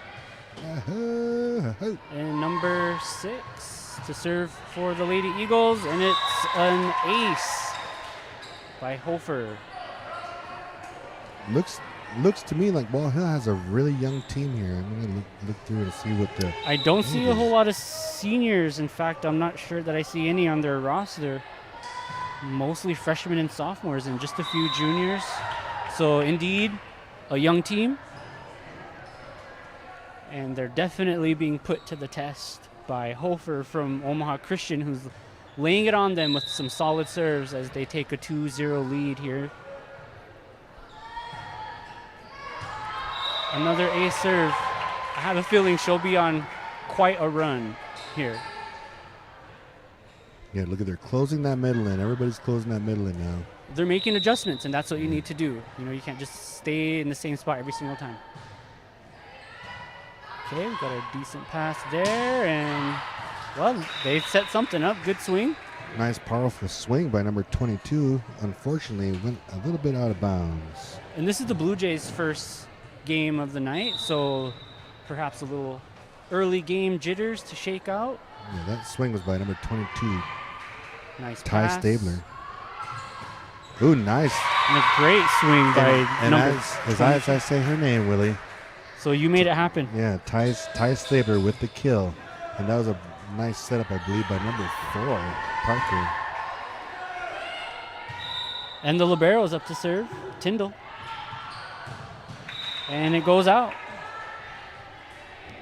Shake it off. Is that Kai Tyndall? Feather, according to the roster. Number 7 to serve for the Lady Eagles. Hoyding. Free ball for the Lady Eagles. Whew. Nice up. Okay, and a great hustle by the libero. Nicely done. All right, there's a tight pass there. Ooh, great control. Nice play. Yes, that is 22, Stabler, with some pretty disciplined front row action there, getting a tip and staying out of the net.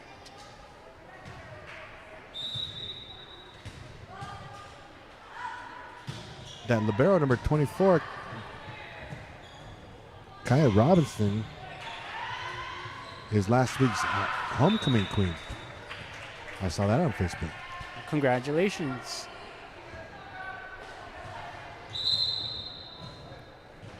All right, substitution in number 9 for the Lady Eagles, Mary Schmidt, senior. And Clausen up to serve. Oh, a floating serve that sort of nicked number 4 for Wathill and just trailed out. That results in a point for the Eagles. And now the score is 7-2 with the Eagles on the lead. Growing up, we used to play ping pong a lot. You know how you put English on the ping pong ball? Oh, yeah. The same concept in volleyball. Auto rotation, point goes to Lady Eagles. But to your point about ping pong, yes, a lot of English, a lot of angles. You got to stay, you got to get the ball over the net. You got to stay on the table. Yeah, there's a lot of flicking of the wrists that also applies too in volleyball, probably just as much as in basketball. Nice. That was a good slam. By 22, Stabler for the Blue Jays. Nice solid hit right down that left line there. Looked like it was getting ready to go out of bounds, but the line judge said it's in. It's always good to have that go-to power hitter. Yes. When you're out of rotation or you're scrambling around, just send it up high to your power hitter. And it looks like she sailed that serve long, but I would definitely set her up if we're in a funk. She better be ready for that back row set too sometimes. She will be once she finishes tying her shoe. And number 13 for the Lady Eagles, Townsend, up to serve. Beauty pass. And that set was good. Okay. Nice. Good action here. Good block. I would say a miscommunication error, but one thing I like about what I see is some positive attitude. I see some smiles. They make an error, but they're like, you know what? Shake it off. Let's get this next one.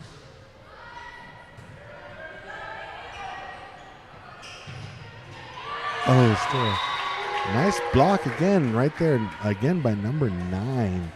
Mary Schmidt, a 5'9" senior. Middle blocker.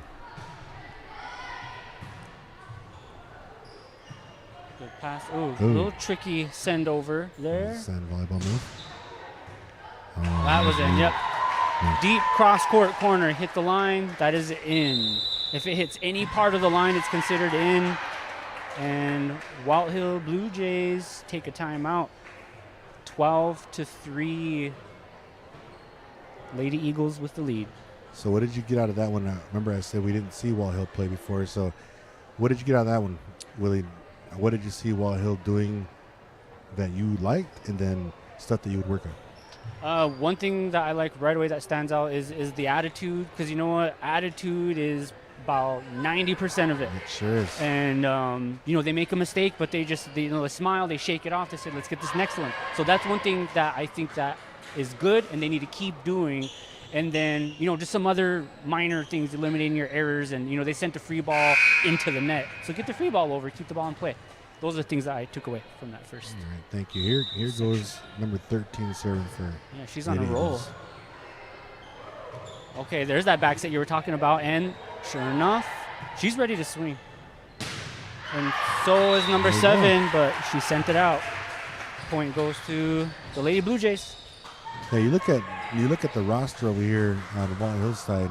Number 22, Ty Stabler. She seems like she's one of maybe 2 tall girls on the squad there. Ooh, nice up by the Lady Eagles. Free ball for the Blue Jays. They're giving it back to them. Give another one. They definitely should take advantage of those free balls.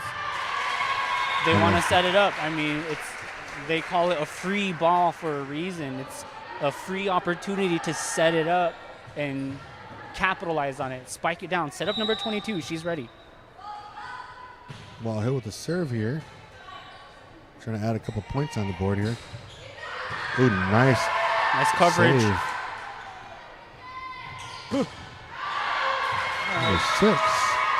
Number 6 is out there. She's swinging. Her name is Kira Hoford, a 5'4" senior. She's swinging.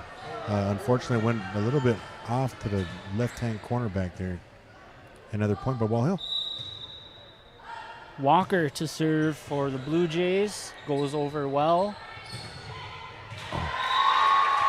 Oh, ouch. Yeah, I think number 5, she got done serving, and then she sort of kind of walked to her zone, and then they spiked it to her zone, and it went down. Sometimes after you serve, you got to rush back to your zone, get down and ready. Get ready for the spike.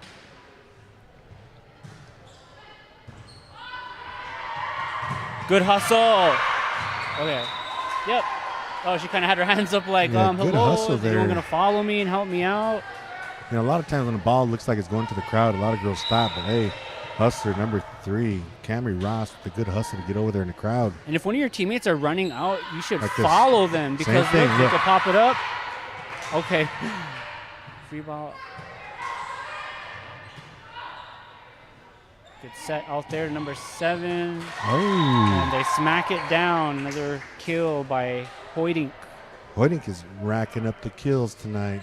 She's definitely been a significant contributor to the statistics for the Lady Eagles.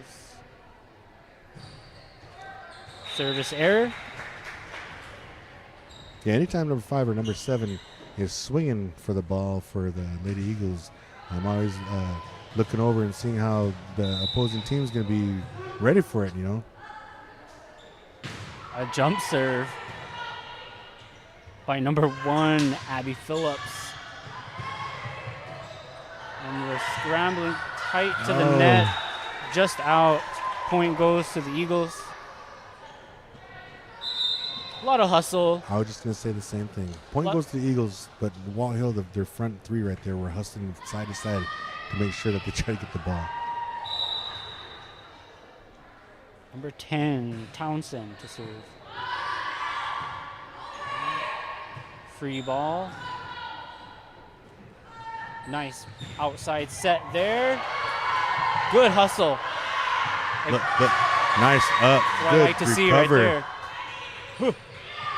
Okay, now set this up. I thought she was going to slam it. She tipped it, gave it to him. Oh, good hustle. All starting off by number 3 save, and then the hustle by number 1 back in the corner. Let's go. I think I'd count that as a kill. Chalk one up for Camry Ross, number 3, a 5'5" freshman. All right, and we got number 7 for the Blue Jays, Cook, up to serve. And right on out it goes. Almost smacked the ref in the head. And hit those varsity football players over there. Shout out to the varsity football players sitting over there. yeah, wake them up a little bit. They were over there snoring. Okay, just sending them over some free balls. And that hit goes out. They'll and take it. they give a point to the Blue Jays. I'm sure they'll take it. Libero comes in to serve. Number 24, Robinson.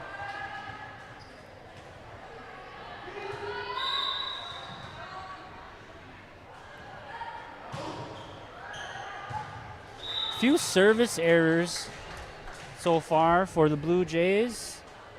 Probably gave the Eagles at least a handful of points. Yeah. Those are some things within your control you can eliminate, and sometimes that can help shift the game in your favor. Oh, nice save by number 5, and a little ambitious You know, a long time ago swing when by Stabler. my daughters were growing up playing volleyball, I used to try to tell them about that stat, like about getting it over. What if you were the only person in the state of Nebraska to get it over 100% of the time, and all you're doing is making sure you're getting it over? That would be an interesting statistic. Dump it. Nice dump there. I believe Stabler was in the net. I think she caught it on the way up. She's hustling, though. She's moving her body. She's getting to where she needs to be. She's even just having a presence and making it look like you're going to jump up to block can throw off the hitter. So she's doing her job. Just didn't work out for their team at that time. Ooh. Nice serve, number 7. One of the big hitters over there. The libero for the Lady Blue Jays, it just sort of, the ball just nicked off her and was sent out. She wants to get her whole body behind the ball if she has the time, which we'll see if she makes that adjustment here. Nice pass by Stabler. And going up for a smack there. Eagles keep it in play. Nice block by Stabler. Play the net.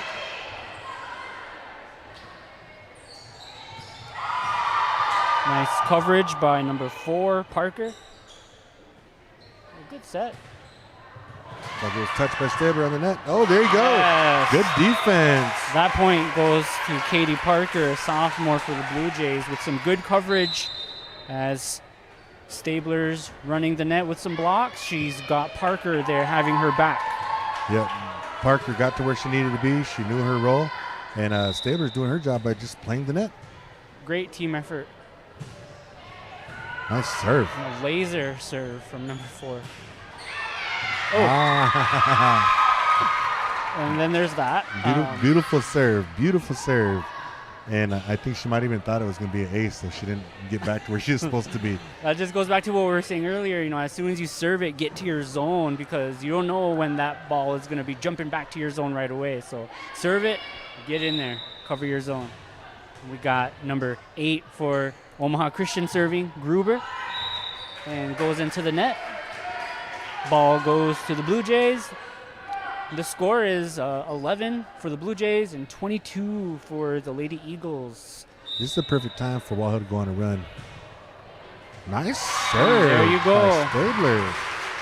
The big hitter from the net goes back behind the service line and gets a nice ace. And Lady Eagles call their first time out of the set. I actually, since that last time out that Wathill called, they turned it around. They got the momentum now. They scored maybe 6 points in the last maybe 8 or 9 serves. And like you were saying earlier about those service errors, I mean way back in the day. Here we go. Way back in the day, when you got a service error, it was just side out. You didn't score on those back in the day. I don't know if you remember that. I remember that, yeah. Well, Yeah. Then they switched it to like rally scoring, where a point is scored on every serve. It used to be you can only score when you're serving, and it was up to 15. Right. And so then And games would go for like 4 hours, and the score is only 2-2. Yeah, for real. Well, good thing that times change, certain rules change. I think it's for the better. Okay, so I imagine the Lady Eagles called that timeout to break up the momentum. They know that 22 Stabler for Blue Jays is a strong server. And again, coming out of the timeout, she gives them another strong serve. They're giving the Blue Jays a free ball. Oh, unfortunately, just couldn't control it. It goes out, and the Eagles have the ball now. Okay, so 23-12. Number 13, I think she scored maybe 3 or 4 points the last time she served. So let's see how they adjust this time. Townsend to serve. Go get it. Okay, well, a little hesitancy there. I don't even think the refs knew what to call. All right. Wow. 24-12. Set point for the Lady Eagles. Nice pass. Okay. Well, hitting error. And that set goes to the Omaha Christian Lady Eagles. Well, that game there started off kind of slow for the Wathill Blue Jays. The Omaha Christian Lady Eagles showed their dominancy in that first set there. Still the heavy hitters for Omaha Christians, number 7, Kaylee Hoytink, and also number 5, Cody Weirgis. And both of them girls are seniors, and they're showing their senior leadership out there, and their underclassmen are really responding well to them. They're certainly showcasing their skills and demonstrating some leadership that I've seen on the court as seniors. That's really important for those underclassmen to see the seniors stepping up, taking some hard swings and actually executing. Anyone can take a hard swing and hit it anywhere, but it takes a little discipline and a little self-control to hit it hard and keep the ball in. So we've been seeing a lot of that from Omaha Christian this evening.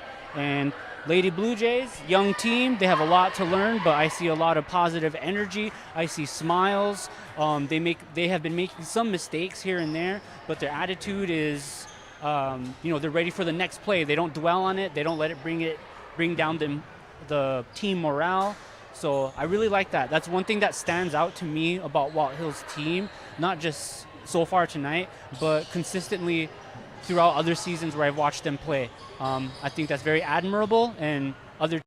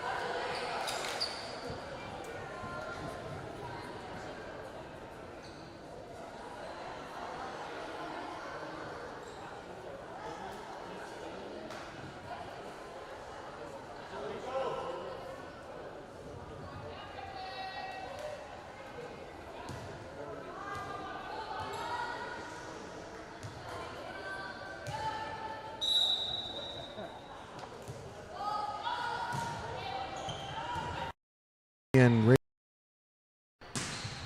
All right, and as we start the second set, looks like the Eagles put a point on the scoreboard, and number 5 for the Eagles is serving Burgess. a long time ago, that little middle area that always gets like left alone, we used to call that the weak spot right there. Yep, weak spot. I heard of campfire. It is a weak spot. Number 7 tipping. A couple little tips over by both teams. Both trying to get something organized here. Another tip. Didn't go over. 1-1. Number 5 was there just in case it went over. She was up there for the block. Number 5 looks like Lakota Walker, 5'6" junior. Parker to serve for the Wathill Lady Blue Jays. Powerful serve, but went into the net, unfortunately. So I have to ask you really quick, what was your favorite position to play in volleyball and why? My position was the left side hitter over here. It's because that's where a right-hand power hitter loves it. Oh, do they? Yes.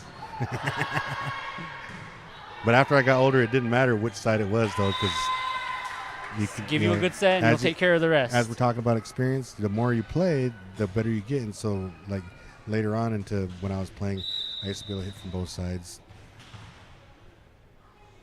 Number 10 to serve for the Eagles. And it goes right into the campfire. Right into the campfire. The weak spot. Not just for any particular team. It's a common weak spot for all teams. So it's a good service. It's volleyball. You can look right now. If you're watching on the TV, you can look right now. Look at that middle area. Looks like a campfire. Nice pass. Oh, I ought to hit that. Oh, yeah. Oh, go. Oh, good hustle there. Good hustle by There's Parker. There's just a little essence of hesitancy when both of the players were going towards it. Looks like a timeout was called. Yeah, timeout. Wathill, I believe. So let me ask you this then. On your Facebook or TikTok or Twitter or whatever app that you have, are you joined to any of the groups talking about these volleyball plays and everything like that? I see some pretty awesome plays on Facebook. Well, I think that's presumptuous to think I have a TikTok or a Twitter, but I certainly have a Facebook, and I am part of some volleyball groups. Shout out to the team I play with at Morningside every Monday, and at Long Lines.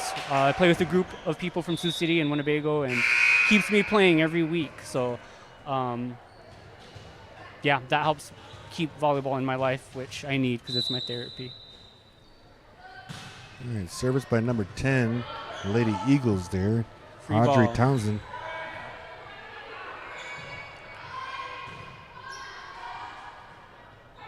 Tight set. Not much you can do with that. It can be difficult to have a sort of a sideways set where you're pushing the ball off to the right. You really want to square up and point to and push your body to where you want the ball to go. So just some setting tips. Great set. Ooh, it was in. Yeah, Yep. I think that hit the line. Yep, that was a close call. I wouldn't want to be Mrs. Malik down there. That was too close. Yet another powerful kill by number 22 there, Stabler, keeping the Wathill Blue Jays alive. As long as the ball hits any part of the line, it's considered in. That one worked out in the Blue Jays' favor. There's the weak spot, right there in the middle. Right in the middle. Nice little roll shot there by the Lady Eagles. And they're starting to gain some momentum here with a 7-2 lead.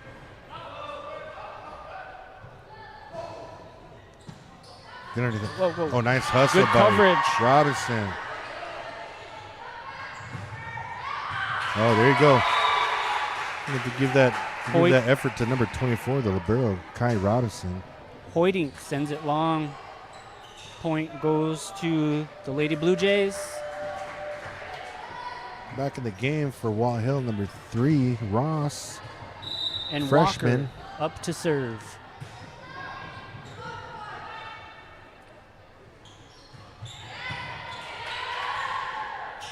Nice up by Stabler. All right. Roll shot. Ooh. Give him another roll shot. Oh, Nice we'll swing. take that. I love that confidence. Yes. All right, set her up now. Go get it. Yep. Whoa. Almost. She's a trooper. She's up. Okay, that's tight. Good coverage. Oh, nice. She's doing such a good job. Number 7 staying out of the net. Good volley. I don't want this one to end. Oh, look. Okay, free one. Free ball. Let's go. There's a free one here. You see a spike right here. Nice up. A lot of good control here on both sides. A little wild with that last hit there, but you know what? I saw some good volleyball just happen, Yeah. and I love it. The confidence, number 3, being a freshman out there, a long volley like that in a varsity game, and then you get set up and still swing away. That's good confidence right there. Yeah, it's good experience, like you were talking about earlier. She's learning. Oh, nice read. Just long there. And just a quick comment about 22 Stabler. She's a junior, 5'9" middle hitter for the Lady Blue Jays. Definitely one of the leaders on the team. She can take care of business, and she's got a lot of confidence, and I think that's going to help their team this season. Very fun to watch. Number 1, Abby Phillips with a nice jump serve, nice powerful jump serve. Ball got popped back over right into that little sweet spot in the middle there. Clausen to serve.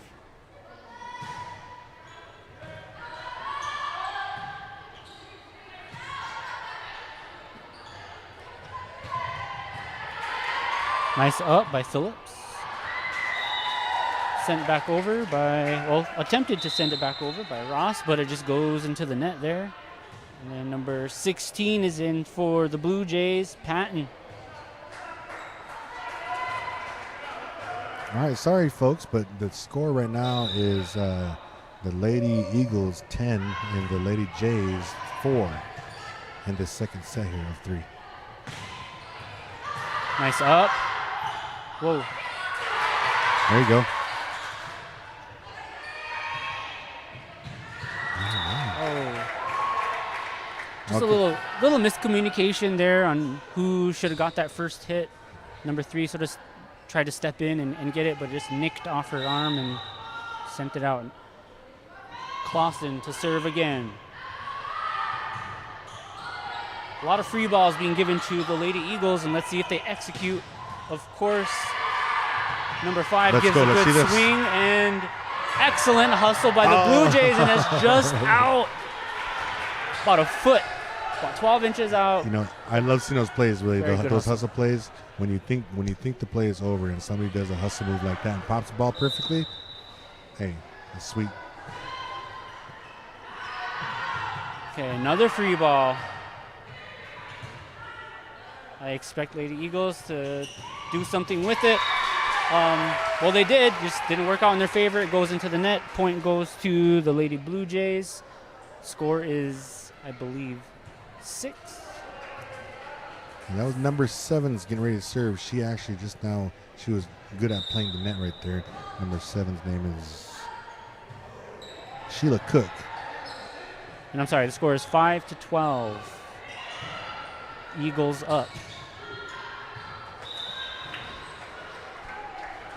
An ambitious swing. I'm glad she's taking risks, but just went about 20 feet out there.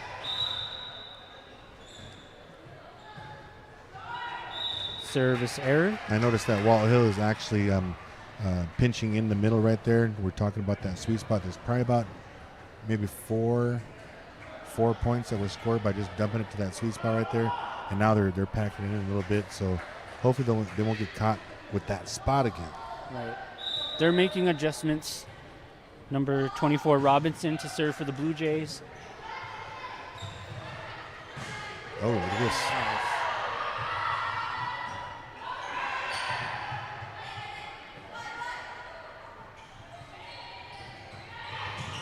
Nice coverage. Oh.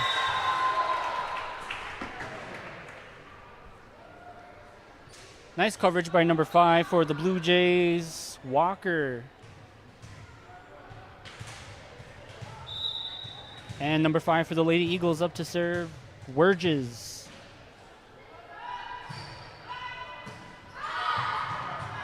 I get it. Nice attempt. Some service receive errors on the Blue Jay side, pushing the Lady Eagles up to a 15-6 lead here in their second set.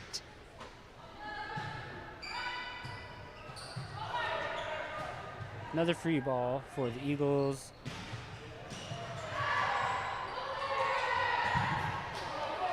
And Hoydink having a heyday with all the great swings she's been giving to the Lady Blue Jays that are resulting in some points. Yeah, I'm noticing she's actually placing her spikes now. She's not just swinging away. She's looking to the left, looking to the right, trying to find the open spot for him. Ace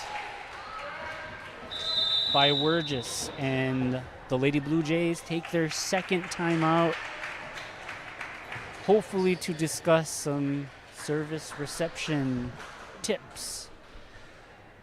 Yeah, one of the things that I would say, experience being team sports coach, is, you know, in a time like this, you let your players know, you know, let's get this experience in. Let's work through these mistakes or these things that we're doing wrong, and let's give each other praise for the things that we're doing right. And then as long as you're learning from those things that you're doing wrong, and you're making your own personal adjustments, not just for yourself but for the squad, then as long as you're learning, then it's fine. That's what we're supposed to be doing here, you know. That's what high school sports is all about. Not everybody's, you know, got the money to go out and play AAU and travel around with traveling teams, this and that and whatever. So you get your experience right here, because the postseason when it really matters.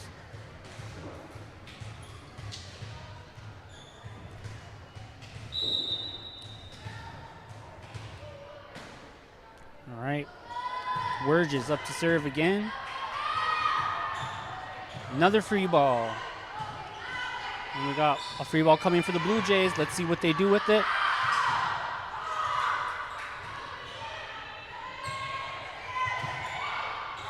The libero takes a spike. She even had a little hop too. That's sort of rare to see. But you know, in organized volleyball, you know, the higher level you get, you got more plays that are set up. You know, I'm trying to see like what kind of plays Wathill set up. Oh, nice serve! Ace for the Blue Jays. That was Parker again with a nice, powerful serve. Very hit powerful. The top of the net, went over, dropped straight down. As the Blue Jays work towards double digits on the scoreboard, number 4 is going to serve it up again, and it looks like a good one. Oh, and just a hair out. It's good to take risks, though, when you have a really good team, especially if they're good at service reception. You want to give them some heat on that serve. You know, sometimes it's sort of worth the risk. You know, if it goes out or goes into net, it's all right. But you want to put a little bit of pressure on the opposing team, especially when they have a 10-point lead. Nice up by Robinson. There you go. Good swing. Just out, though. Nice attempt by Hofer. I noticed in the miscommunication down there in the front row that the girls both looked at each other and started smiling. So, Wathill's still in good spirits here, having a good time out here. I want to know what their coach's secret is to keep their spirits high even when, you know, they make mistakes or if the scoreboard isn't really in their favor. You know, they're still in good spirits. That's admirable. Nice up by Robinson. Good set to the middle there. And pushed over by the Eagles, and it lands in the deep cross-court corner for Lady Blue Jays. And now the Lady Eagles have a strong 20-9 lead here in this second game. That back corner right there when nobody's there, that always reminds me of sand volleyball. It's an old school move. I mean, that's the best place. If you're just going to push the ball over or give a free ball, push it to the deep corner because it's very unlikely that it's covered. And just trying to get control of the ball. Lady Blue Jays struggling a little bit with their service reception, but can be difficult when you have a strong server like number 6 from the Lady Eagles, Hofer, giving some solid serves. Yeah. That's a good serve. It's a good, powerful serve. Kind of curved at the end right before it hit the other one's arm over here. She kind of has like a side, kind of a diagonal approach, and I think she jumps off one leg, fairly unique, and it is effective.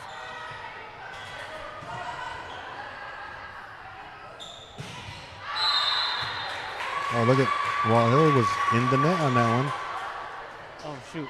Point for Wathill. Number 1 was going up to try to block, and I believe that on the way down, she touched the net there. 23-9. 2 points away for the Lady Eagles. And the service goes long. All right. Perfect time for Wathill to go on a rally. Stay in this game here.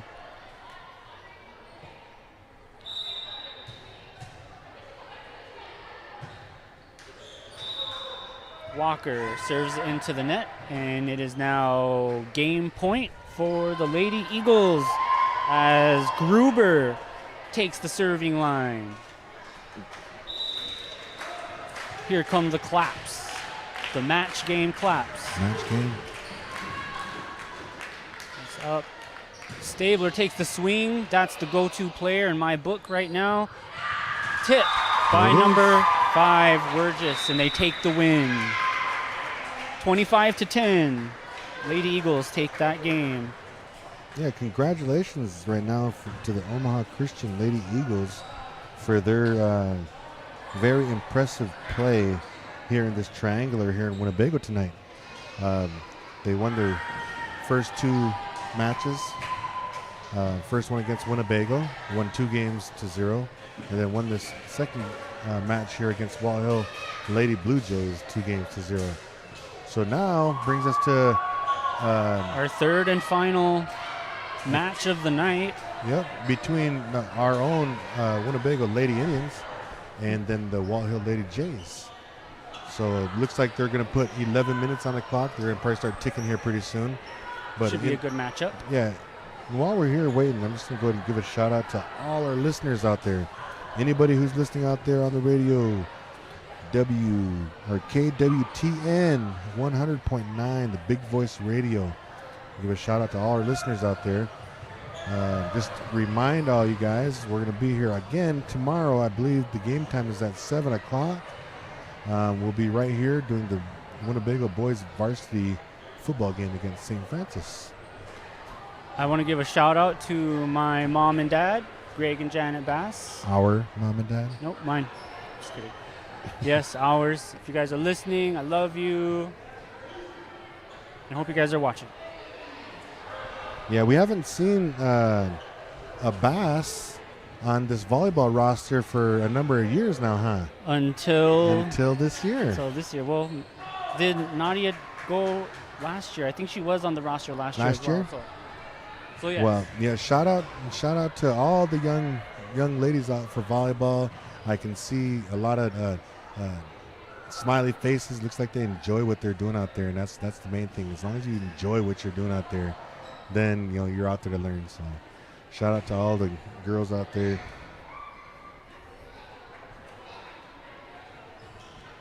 So the girls are the football players. They have cheerleaders. What about having boy cheerleaders for the girls' volleyball games? I mean, they're there. They might as well put on some sort of a uniform and shout out. I could actually. I'm looking down in the crowd here. I see a number of the football players that were being loud during this game. And what do you think of the idea of maybe at some point one of these volleyball games have all the boys show with their football jerseys on and get like a little student section going?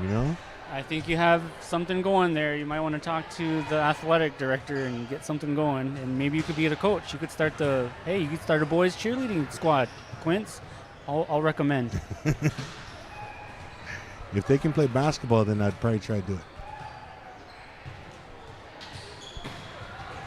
All right, so we got both teams warming up here. We're about to start our third and final match of the night as Winnebago hosts the Winnebago Volleyball Triangular.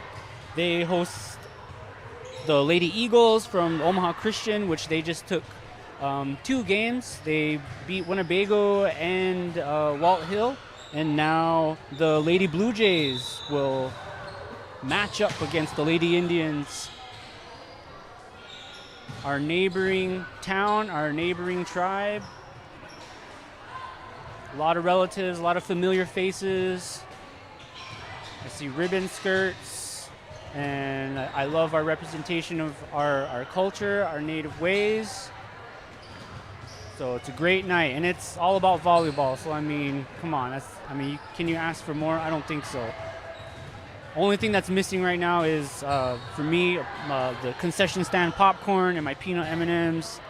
But we'll see if I can make it down there before they close. Well, I'm pretty interested right now in how Winnebago got to sit back and watch that last match between Wathill and Omaha Christian, and hopefully the girls maybe got a little motivation, maybe saw how some of the athletes are on the Wathill team, and maybe they're preparing themselves mentally to try to, get this match here. This match here is gonna show who's gonna be second place and third place in this triangular here. So, well, one of the things that I want to see from Winnebago in this next game is the hitters calling for the ball. I've seen a lot of really good high sets from the setters, and I don't hear a whole lot of communication from the hitters. I want them to be hungry for that ball, ready to hit it. And we have a lot of talented hitters, so they should be tapping into that. And even during their warm-ups right now, and I know at practice they call their numbers, 5-5-5 or 2-2-2. Those are certain areas where the setter gets the ball to. So I want to see more of that going into this game, and we'll see if they apply that. I mean, look at the swings now. They got a lot of talent. Yeah, I'd sit back and watch the warm-ups, and then you kind of if you don't actually know the player, you look at the number, and then you try to remember that number as the game goes along. And you see the swingers, you see the ones that are swinging hard at the ball, you see the ones that are jumping up, blocking. You see the good passers, all those things, And so up here, we look and we see a good play, and then we're like, hey, that's number such and such, But you get a good look at what each one of these athletes can do as you watch these girls warm up. So I'm really hoping that Winnebago's attitude and their vibes are going to be on winning this game here. Mm-hmm. Volleyball is a game that you get better the more that you play.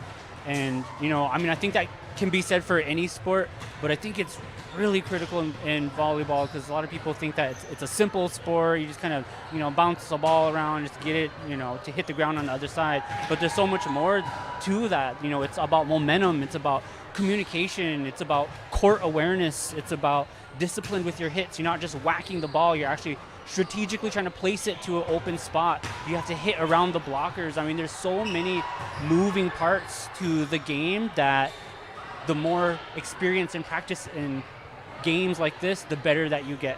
And honestly, the more that I've played, that's how I got better. Having played in that tournament that I talked to you about earlier in Tama, that was one of my most favorite memories because that's when my interest in the sport and my love for the sport really took off from that. And I think they really treated us I don't know, we must have been really good or something because they were treating us really well. And I remember some kid trying to take a picture of us. I'm like, whoa, this is kind of cool. And plus all my brothers were basketball stars, and I didn't really think that I could amount to as much. So I'm like, hey, I could thrive in volleyball, so why not? So that's kind of my story. Yeah, and that same trip, do you remember that family asked us to come over and they fed us? They fed us before we left town. That was good. Shout out to that family, Davenport family, for hooking it up. Oh, you even remember who it is? I was like, man, Yeah. I barely remember that. Yeah. Hey, how about since we got 7.5 minutes to clear some of this airway here, do you remember maybe about 15 years ago or so? You remember me and you went and played in a men's 2-on-2 volleyball down at the Cornhusker State Games? Yeah, I remember that. That was the funnest time ever in volleyball. 2-on-2 is no joke. No, huh? I mean, you were talking about conditioning earlier. Like, we probably should have conditioned a little bit before that, man. Yeah, but you know, sand volleyball, summer volleyball, you see 2-on-2 on TV all the time, right? And then you're like, they make it look easy. I wish I could play some 2-on-2 somewhere. And then when you finally get a chance, you're like, wow, this is a lot of work to be playing 2-on-2. Yeah. And then speaking of 2-on-2, I'm going to go into this little subject real fast, like here. I have a friend that I played ball against back in the day. His name was Mike Cloth. He was from Wisner Pilger, 6'10". 6'10". He dunked on our big brother Buff senior year. I just had to throw that in there. But Mike Cloth, he now lives, I believe, up in Brandon, South Dakota. And his daughter, her name is Taryn Cloth.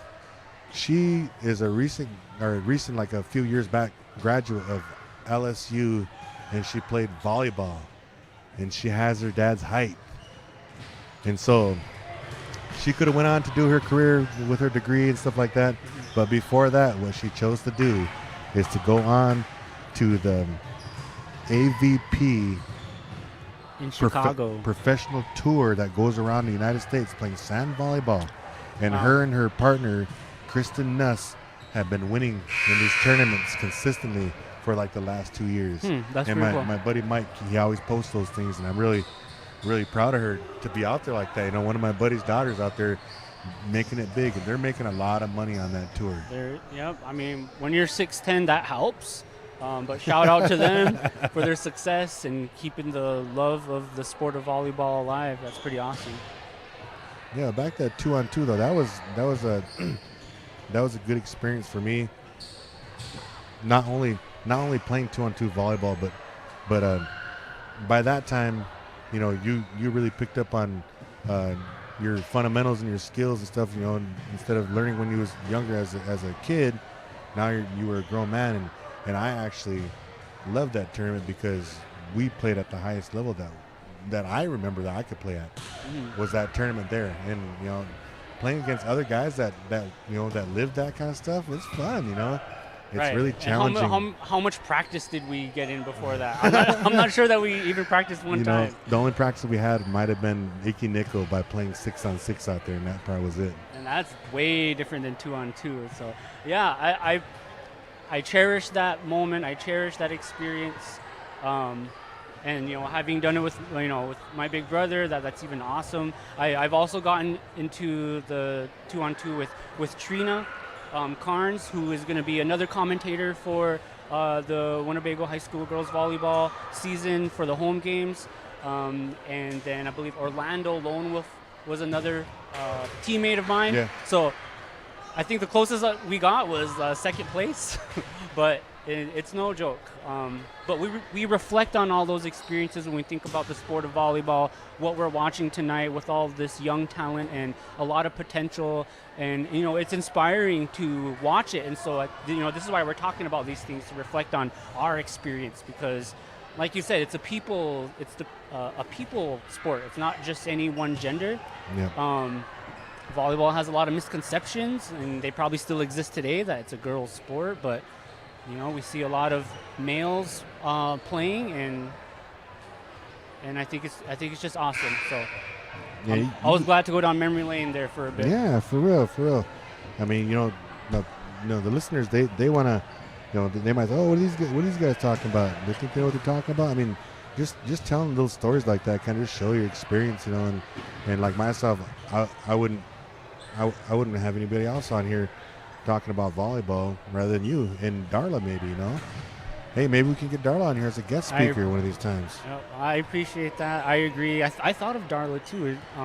Garen was asking like if we knew of any other people who would be a good sports commentator. And actually, in fact, since we're talking about it, if you listeners or someone that you know is interested in being a sports commentator for any of the Winnebago high school sports this school year, please reach out to Garen Coons or Bethany Redhorn from the Winnebago Communications Department and inquire. There's an application, and it would be great. Come join the team, join the squad. No experience necessary, I believe, but I'll leave that up to Bethany and Garen to decide. No experience necessary, but you gotta at least know how to talk about the game. You have to know how to talk. Just know how to talk. Even if you don't know the game, just talk. Like Quince does. Just kidding. All right, we've got about 2 minutes on the clock here. Looks like the Blue Jays are practicing their serves during their warm-up, and then they'll be playing against the Lady Indians here very shortly. All right, hey, I'm just going to give a little recap on some of the information for his last 2 minutes here. Don't forget, everybody, tomorrow we are going to be live streaming the Winnebago Indians, I should say, the reigning champion Winnebago Indians are playing their varsity football contest tomorrow here in Winnebago at 7 o'clock. We'll be live streaming also on the radio, right here on 100.9 KWTN Big Voice Radio, and also on the Winnebago Public Schools YouTube channel. And I believe they're going to try to get on our Facebook stuff too. But make sure and tune in tomorrow when the St. Francis football team from South Dakota, they're from the Rosebud Reservation, when they come in town to challenge our undefeated Winnebago Indians. Tomorrow night will be Friday Night Lights, the first time. So make sure and come join us. If you're not here in Winnebago, join us on the radio or join us on your phones. Best of luck to the Winnebago boys football team tomorrow at their game. And we're coming down to the last 30 seconds here before we do the starting lineups for the Lady Indians and the Lady Blue Jays as they look to face off in this final match for the Winnebago Volleyball Triangular. So one thing that we didn't mention tonight, but next week is Winnebago's homecoming week. Yes, it is. Exciting times for the Winnebago community. Yeah, and I believe they played Todd County from up there, and I believe Todd County is around the Rosebud Res too, and they play them for homecoming. We look forward to that.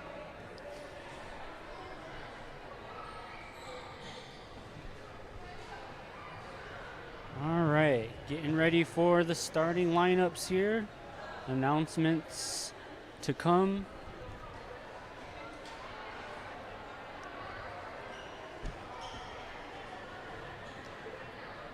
Looks like here we go.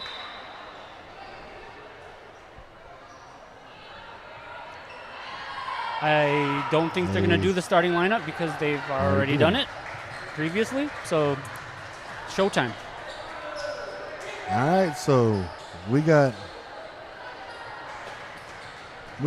team from Winnebago Res, team from the Omaha Res, and they're going to be battling it out here. And some of them are friends and relatives from the different communities. I saw some hugs and high fives, and should be a great match.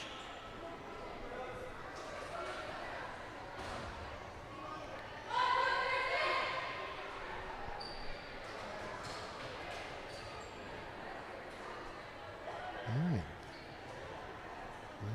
Don't know who's serving yet. Shout out to Mr. Tramner for carrying the volleyballs. Go Tramner! All right. Looks like they're giving up the game ball. Now it looks like the home team gets first serve. All right, Melodine Earth up to serve to start the game off. Powerful jump serve. Ooh, right back at him. Stabler starting strong with the swing. Winnebago gives them their first free ball of the match. And into the net. Point goes to Winnebago. And Earth up for another strong serve. 1-0. Bago up. Nice service. Free Free ball. one.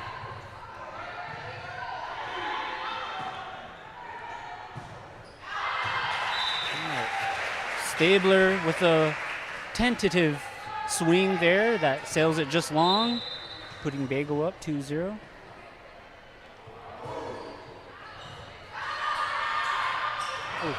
Earth with a nice knuckleball type serve right there. Got caught up in the arms of number 7, I believe. Earth, just a junior, with a sophisticated and disciplined jump floating serve. Free ball for Winnebago. Setting it up. Nice. Oh. It's a little placement issue there. Maybe a little tip or a fundamental thing. The serve was just set like right up there. She should take a step back to go and attack that set. Nice back Like bump that. set. Ooh, almost. And into the net. 2-3. Bago up by 1. Ooh, Nice serve. skimmed the top of the net. Good swing by Dozel. Point for Bago.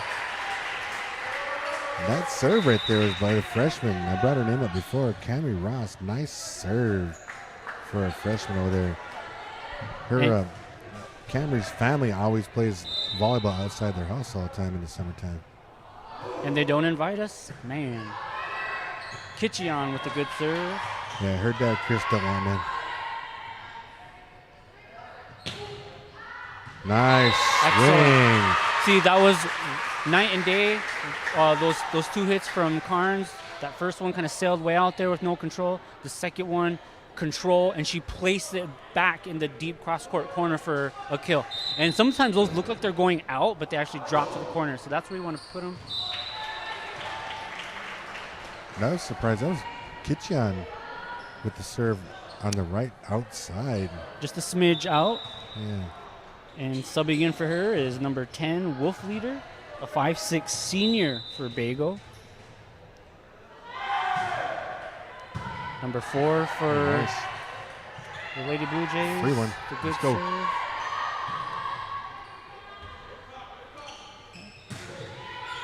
Oh, Neiman with the kill. from the back row. Nice swing. Good approach, good timing. Snap the ball down.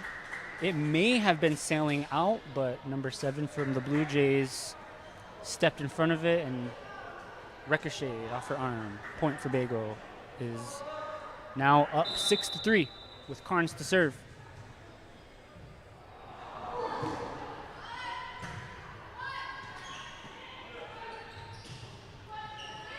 Nice coverage of the weak spot, but a little premature swing there, hitting into the bottom of the net. Blue Jay takes the point. Yeah, I think Neiman got a little excited, saw that ball coming over the net and wanted to hit it hard. It's great energy. Good. Ooh, nice. Wow. Nice. A diving save by Neiman into the stands. Very impressive. And they keep the ball going. Oh. Winnebago doesn't come up with that point, but very impressive pursuit and save by number 4, Neiman for Winnebago. Oh, beautiful serve. Ruthless serve by Stabler. You listeners out there on the radio, I wish you could have got to see that serve. That was a rocket right over the net. Stabler, definitely the one to watch for Wathill. Oh, 2 in a row. Stabler racking up some aces and kills Let's see if you can hear it. early on. All right, I may have jinxed her, my bad. Side out for Winnebago. And we have the libero for Winnebago up to serve at this time. Treglia. Nice serve. Free ball. Nice swing. Earth just out. Point Blue Jays. Yeah, Earth was really trying to stay out of the net with that last swing there.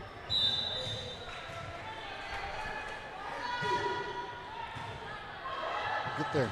Oh. Nice attempt. You know, after watching those first two matches, I was kind of thinking that this would be a really good game. And scores 8 serving 7 right now. Wathill's lead. Nice swing by Neiman. And sailed out by the Blue Jays. Point goes to Bago. And we're now tied at 8-8. Sometimes they call this a seesaw battle when the lead keeps on changing back, forth, back, forth. Oh, nice serve. Service ace by Harlan.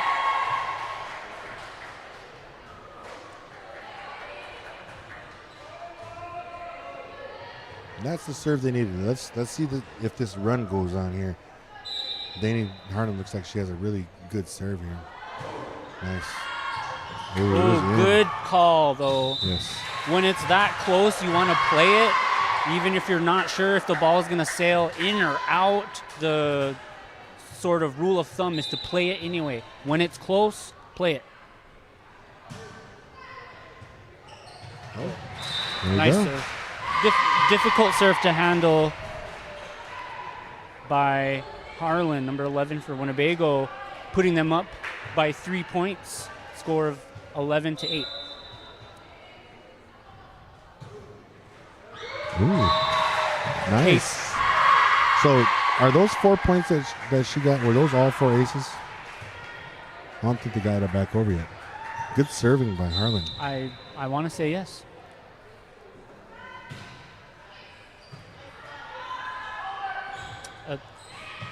Yeah, looked like Stabler wanted to swing at it, but she changed her mind and decided to set it. It was just unfortunately too far out. And Harlan on a serving run for Winnebago. Substitution. Number 19 for the Blue Jays, Parker. Ooh, that was close. That was way too close. I actually thought that was going to land and it hit the corner, but just a hair out. Phillips to serve. With an ambitious jump serve, unfortunately, goes right into the net. Keep up the good practice, I would have to say. And Neiman, star for Winnebago, up to serve now, number 4.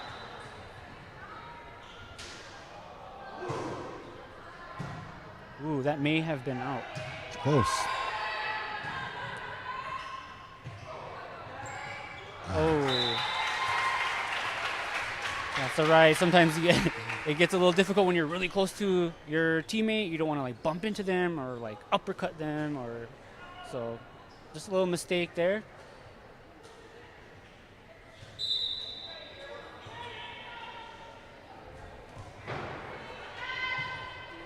Cook for the serve. Nice There you swing go. and kill by Dozel to redeem herself from the previous play. Very good job. Nice setup by Carnes.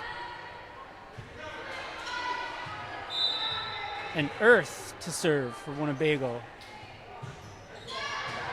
Ooh, nice. Free ball for Bago. Let's get it up there. Nice pass. Oh, nice back row set. Oh, yeah. Beautiful. Right down the Absolutely line. beautiful. That was a tricky set. I thought she was actually going to set it to the outside hitter, but then she pushed it to Neiman in the back row, and she was ready. Yeah, she was ready for it. It was a beautiful line shot right there in the corner. You No know- one thought it was going to go in. You know, all good hitters are always ready to hit the ball. I agree with that. Nice. Look. Nice coverage by Stabler.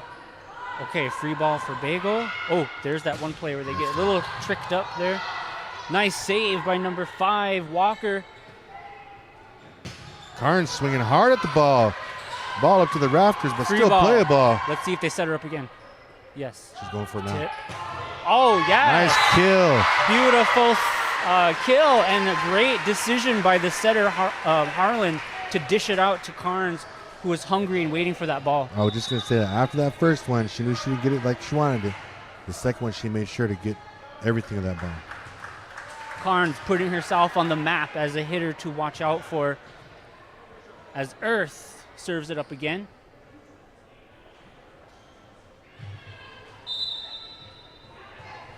(17-10), Bago with the lead. Ace. Another ace by Earth. The girls are sounding off out there. You can see that they're pumped up now. I see smiles on their face. I see some of them are really serious. Earth is definitely one of Winnebago's strongest and most effective servers that I really like to watch.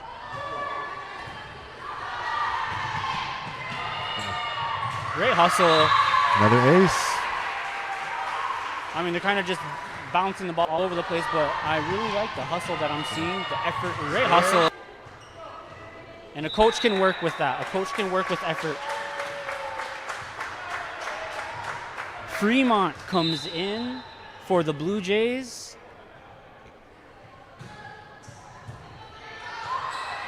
Nice. Nice play. Nice block by Bass. And timeout by the Blue Jays. Well, that return was just coming right over the net. And before the other girl can tip it over, Bass had her hands up there ready for the block already and got it straight down. The momentum seems to be in Winnebago's favor with their 20-10 lead. I see some positive energy on both sides of the court. Very good volleyball, and looks like Winnebago is showing a little bit more confidence on the court. I noticed the crowd is really reacting to the good play of Winnebago. We have a number of parents and fans out there in the stands cheering loud for their girls, not just their own girls, but all these girls on the team and the coaching staff. It's good to hear everybody out here making some noise for the Lady Indians. Shout out to all you fans out there. And shout out to all you fans out there cruising down the road listening to 100.9 KWTN. Earth to serve it up again, nice and strong. Carnes ready to swing with power. Just sailed out.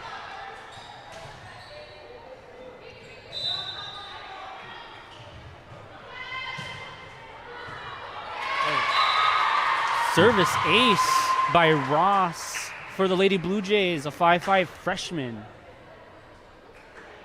I'm sorry, that is, right, yeah, you're that's right. right. Yep. Oh. There's some potential there. Kitchion in for Dozel.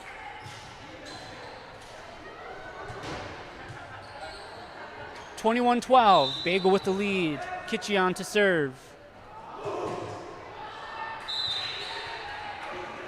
So Kitchion subbed in for Dozal.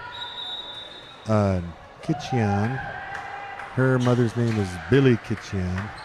And Dozal, her mother's name is Cassie, formerly Kitchion.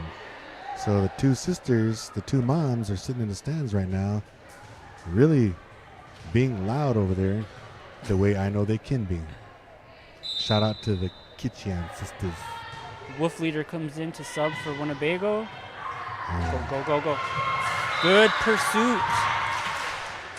Neiman has that go-getter aura and vibe about her that I really like.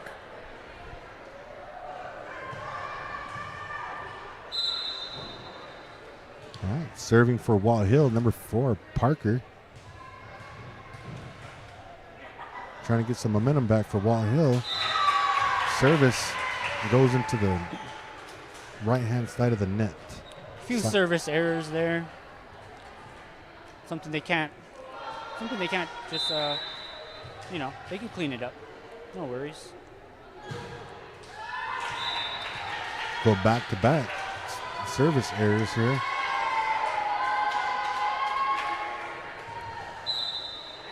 Stabler to serve. Oh. Nice up by Carnes. Dished over by Wolfleader. Look. Kept alive. Neiman with the swing. And it goes out. Point goes to the Blue Jays. Some scrappy plays there, but you know what? Sometimes those are some of the funner plays. They are. She knew it too. Her eyes got so big when she saw that ball coming over. Beautiful set by Carnes. And a nice up by Stabler. Nice swing. Neiman not going down without a fight, and it results in a kill. Bago up 23-16, 2 points away from taking this first set.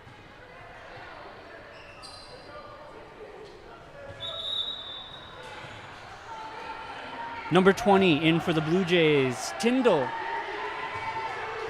As Treglia for the Lady Indians serves. Free ball. Wolfleader for the back set. Free one again. There we go. Still up there. Oh, dump it. Ah. Okay. Yeah, that set wasn't as high as it probably should have been for Neiman to get a decent swing and keep it in play. We'll see how they respond.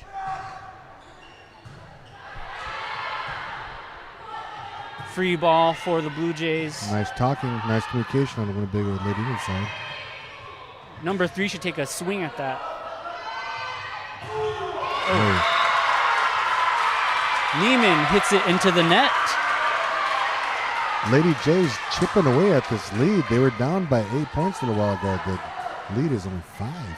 I think they thought they blocked that last one, but Neiman hit it into the net. Reserve. Walker takes a whack at it, gets it over. Nice pass by Carnes. And Neiman with the swing. Good swing. Good recovery. Both sides good recovery. Nice coverage by Treglia. And Blue Jays find the floor on the other side. And now picking up some momentum as they have 19 and Winnebago has 23. Let's see how these girls react.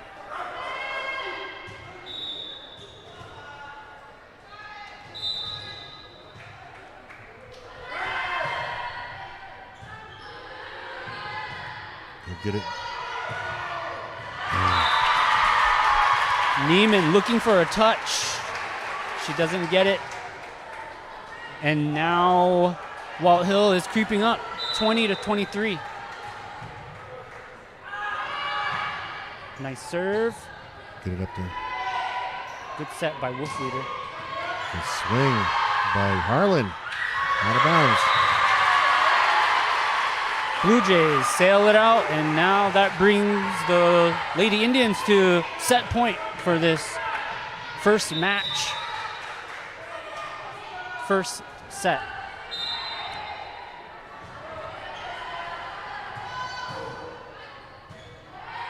Nice up. Number 7 for Blue Jays takes a solid swing. A little scramble action there. Yeah. All right. Winnebago needs to keep their cool. Yeah. Take some breaths. I think they're getting overly excited a little bit because the game's almost over, but they need to finish strong. Nice serve. Coach will probably call a timeout for Winnebago, or at least. Okay, well, they're going to let the Blue Jays continue their momentum as they increase their score to 22. Good serve. Nice up by Carnes. Let's see if Neiman. She went over. Her feet went over the line. And now they're within 1. 23-24. It's still set point for Winnebago. Good Over. Good coverage. Nice recovery play. Free ball. Okay, let's see what they do with it here. Dolzo with the swing. Nice save by number 3. Ross. Still going. Waller's still going. Treglia with the pass. Swing on it. Lala. Back row spike from the back. Yes, Off control. number 20 and out of bounds. And Winnebago takes that first set.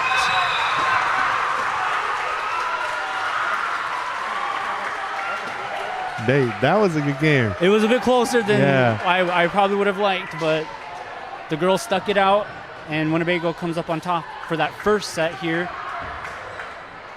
Yeah, that was a good game. It was like you said, Winnebago had I think like an 8-point lead or something like that at one time. They had a strong lead. Yeah, and they got it back to only leading by 1. So good comeback on the side of the Lady Jays. Great That's the way to. effort. Yeah, you notice they pulled together at that last part of the game. They pulled together. They were talking. They were hustling. They were popping the ball up instead of into the net. The young lady who was just now serving, she had a really that was number one, right? She had a really nice jump serve that got him right back into the game here. Yep, Phillips with her jump serve there. All right, we are in the third game of the triangular for tonight, which is Winnebago versus Wathill, and it is best 2 out of 3 sets. Rally score to 25, and Winnebago takes the first set. Very close match. The score was 23-25. And we're getting ready to start the second set here. Looks like the referees are figuring some things out there on the court as number 3 for the Lady Blue Jays, Ross, gets ready to serve.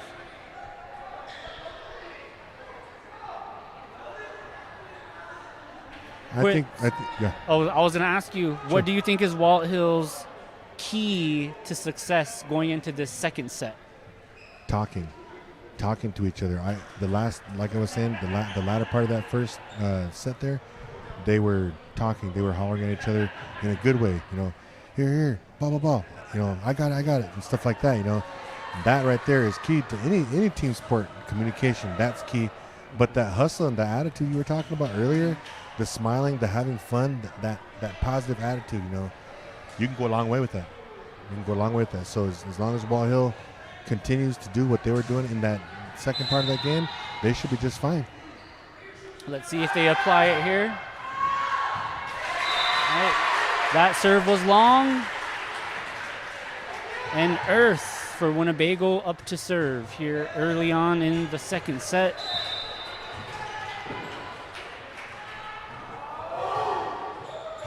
Very nice. Over. Blue Jays scrambling to control Earth's serve. Dolzo with the swing, powerhouse. Blue Jays again trying to scramble. Chalk it up for another kill for Dolzo, number 35. Nice swing from the right-hand side over there, and nice setup as well. Earth to serve again. Oh, I would have Tight killed that. pass.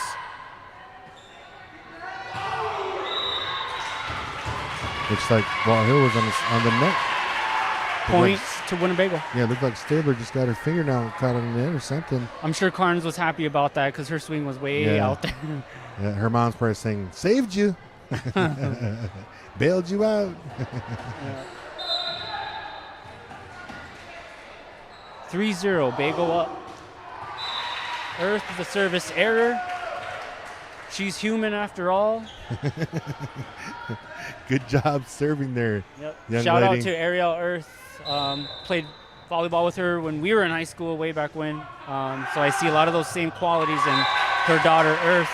Yeah. Solid serving. They had volleyball back then? Whatever.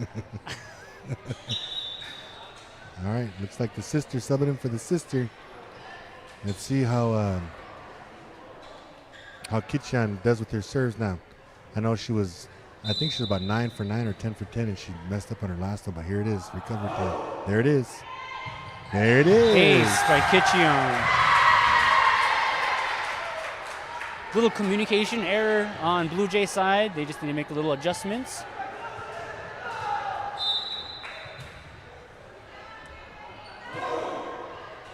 Another beautiful serve right back to Kitchian. Perfect pass over to Carnes. Beautiful. For the pass.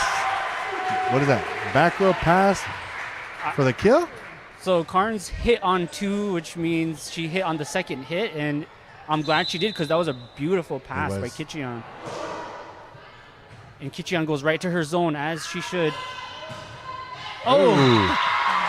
She should have stayed back a little ways. Well, at least her head was in the game. Yeah. I'm just kidding. She was really using her head on that play. She was. All right, little corn dog Little there. sports humor for you folks out there that didn't get it. That's called sports humor. Number 10 in to sub, Wolf Leader. Oh, nice serve. Stabler with the power. Looks like Neiman and Earth both wanted that ball. Just didn't really take control of it. But I see that they're hungry for the ball, and that's good. Earth, well-controlled pass there.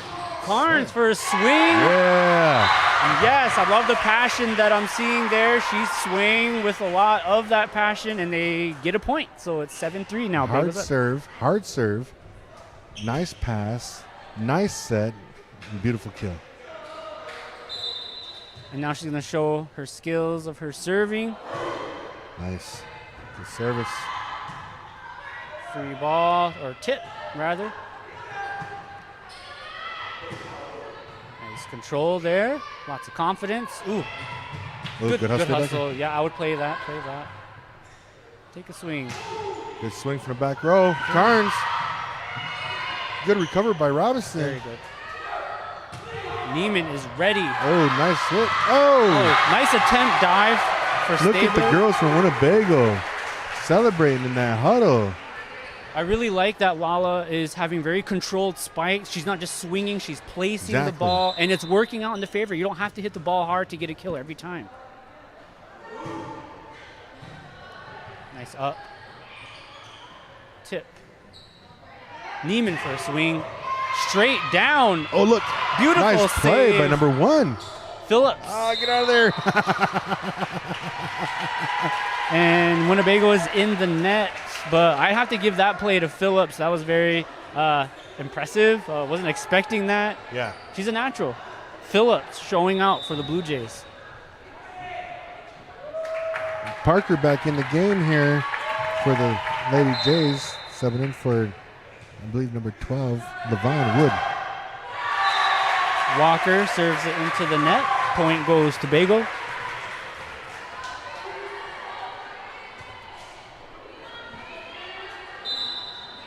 Treglia up to serve. Nice pass there. Oh, right there, Stabler, as one of the leaders of the team, really should have called for the ball and stepped into it, took a swing. Then that ball may not have dropped on the floor.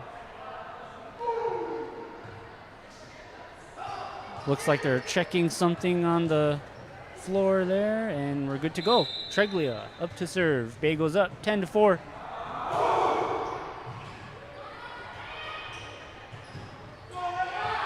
Oh, good placement by number 7, aiming for the deep corner. Did you see her look back there? I saw her look back there too. I saw that, and I also saw Treglia hustle and get low, and although she didn't get it, I was very impressed by that hustle. Phillips with that jump serve. Handled by Wolf Leader. Good swing. Nice pass. That's a nice setup right there. Was there a touch? No touch? No touch?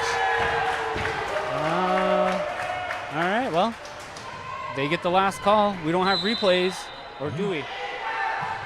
Oh. So volleyball players would say, ball don't lie. Hey, basketball says that same thing too. But we say that to the officials. So when they watch this, they'll know we said it. Harlan serving for Bago. Oh, nice set. Look. Very nice set. Good handle by Neiman. There's And a one nice of, set. what's the call here? Net call on Winnebago. Point goes to the Blue Jays, and now the score is 7-11. Bago up by 4. Yeah, I didn't see that one there. I must not have been watching. Well, I'll leave it at that. Neiman up to serve for the Indians.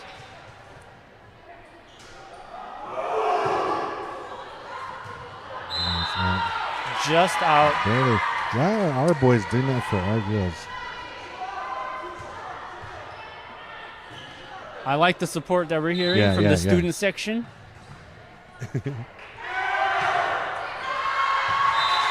Ross sends it long. In the first set that they played, Ross got her first 2 serves were really hard, and then since then, I think she's trying to continue that hard serve, but now they're all going out of bounds. Earth with yet another ace tonight, and timeout by the Blue Jays. All right, very exciting game right now, Willie. Very exciting game. The first set was what it was, 25-23. Very close. Very close game. Girls made it exciting. You can kind of feel the energy in the gym now on both teams because this is going to be a pretty competitive game here. And best out of three. And we'll see if Wathill is coming up with a game plan to come out and maybe try to chip away at this lead here. If Wathill can pull off this next set, it'll take us to that third and decisive third set. But if Winnebago takes this, then they take the match. Earth up to serve. With a feisty jump floater serve that is difficult to handle, and of course ends up in an ace. Earth, definitely one of the leaders for the Winnebago Lady Indians.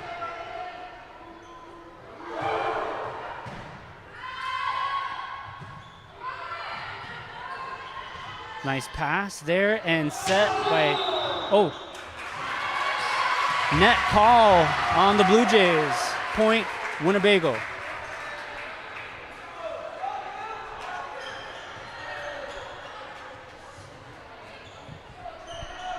The score is 16-8. Bago's up. And Earth on a serving run here.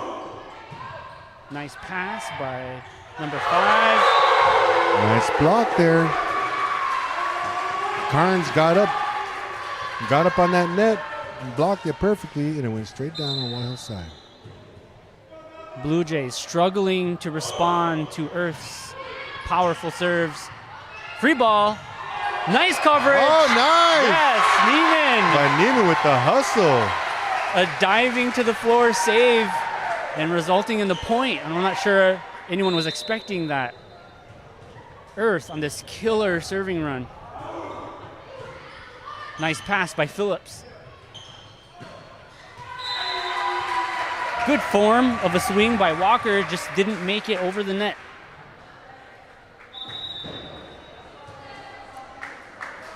Patton, number 16, subbing in for the Blue Jays.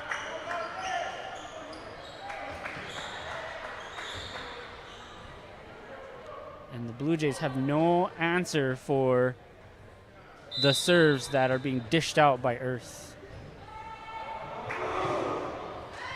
Ooh. Ace. The score is now 20-8, and I wouldn't be surprised if she closes it out with 5 more aces. Yeah, that serve, like you were saying earlier, that's consistent.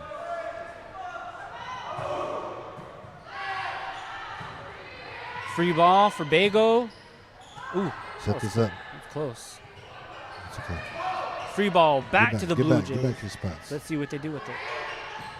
Pushing it over. A lot of free balls here. Someone better take over and do something with it. All right, here's a free one. Let's see this power Let's here. use it.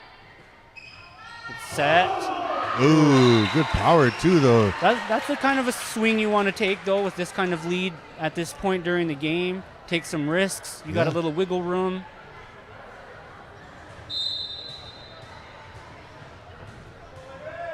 Parker to serve. Oh, miscommunication. Yeah. They were both staring at each other, smiling, but neither one of them put their arm out there.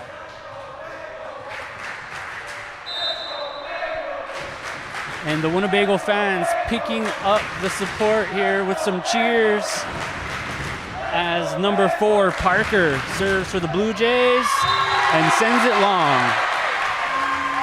A lot of energy being picked up here in the gym. I like the sound of the crowd at this volleyball game. You know, in most sports, they always say the extra players, the fans, the ones that pick them up, you know. Well, I'm glad that they finally showed up here the last 5 points of this game. And Kitcheon adds to the list of aces by Winnebago with a solid serve there.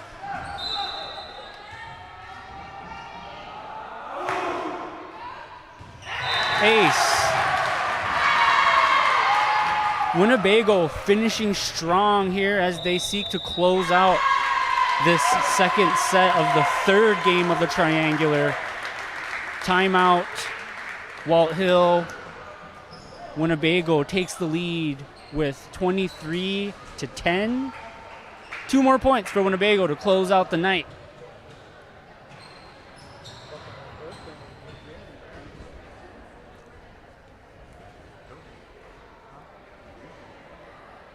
Winnebago certainly showcasing their talent at the serving line tonight with a solid amount of aces, especially in this set, coming from Earth and Kitcheon.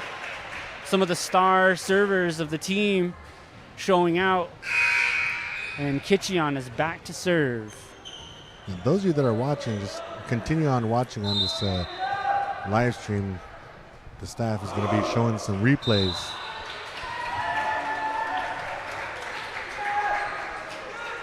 Service error.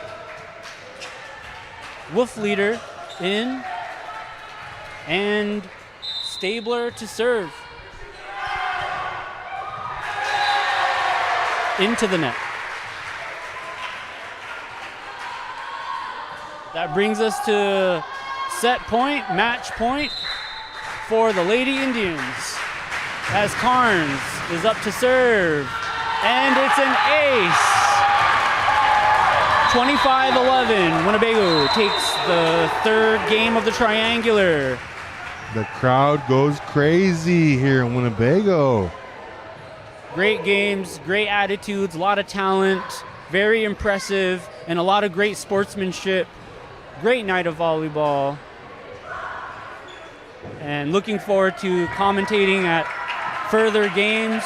It looks like we have a schedule here.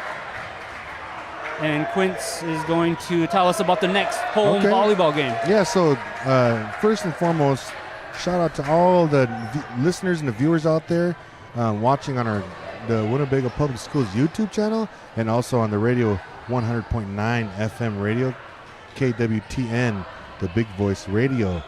And so first of all, I want to say congratulations to the girls tonight, and also say good game to each and every one of the participants in these contests tonight.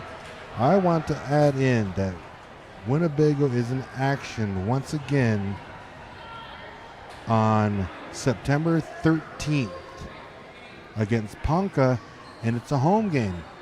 So the varsity home game will be here, and we'll also be live streaming that game as well. Tip-off would be at 5:15. Does that mean there's a JV game there too? Not sure, so stay tuned for Yeah. that. It doesn't say it on the schedule. Yeah, usually if it's just one team and they start that early, then it's probably going to be a JV game and then a varsity game. But we'll make that announcement tomorrow night during the football game, which brings me to tomorrow night here in Winnebago. We are going to be hosting the Winnebago Indians football team will be hosting a team out of the Rosebud Reservation up there. St. Francis will be coming to town, making their journey down here to Nebraska and compete in a all nations football conference game. So we want to see everybody out in the stands tomorrow. If you can't make it to the game tomorrow and sit in the stands, make sure to tune in on the YouTube channel or the radio. All right. Thank you all for tuning in. Thank you, brother, for commentating with me on this girls volleyball game tonight. Look forward to doing it again in the future. Thank you, listeners. Ha hey P. Good night. Good night, everybody.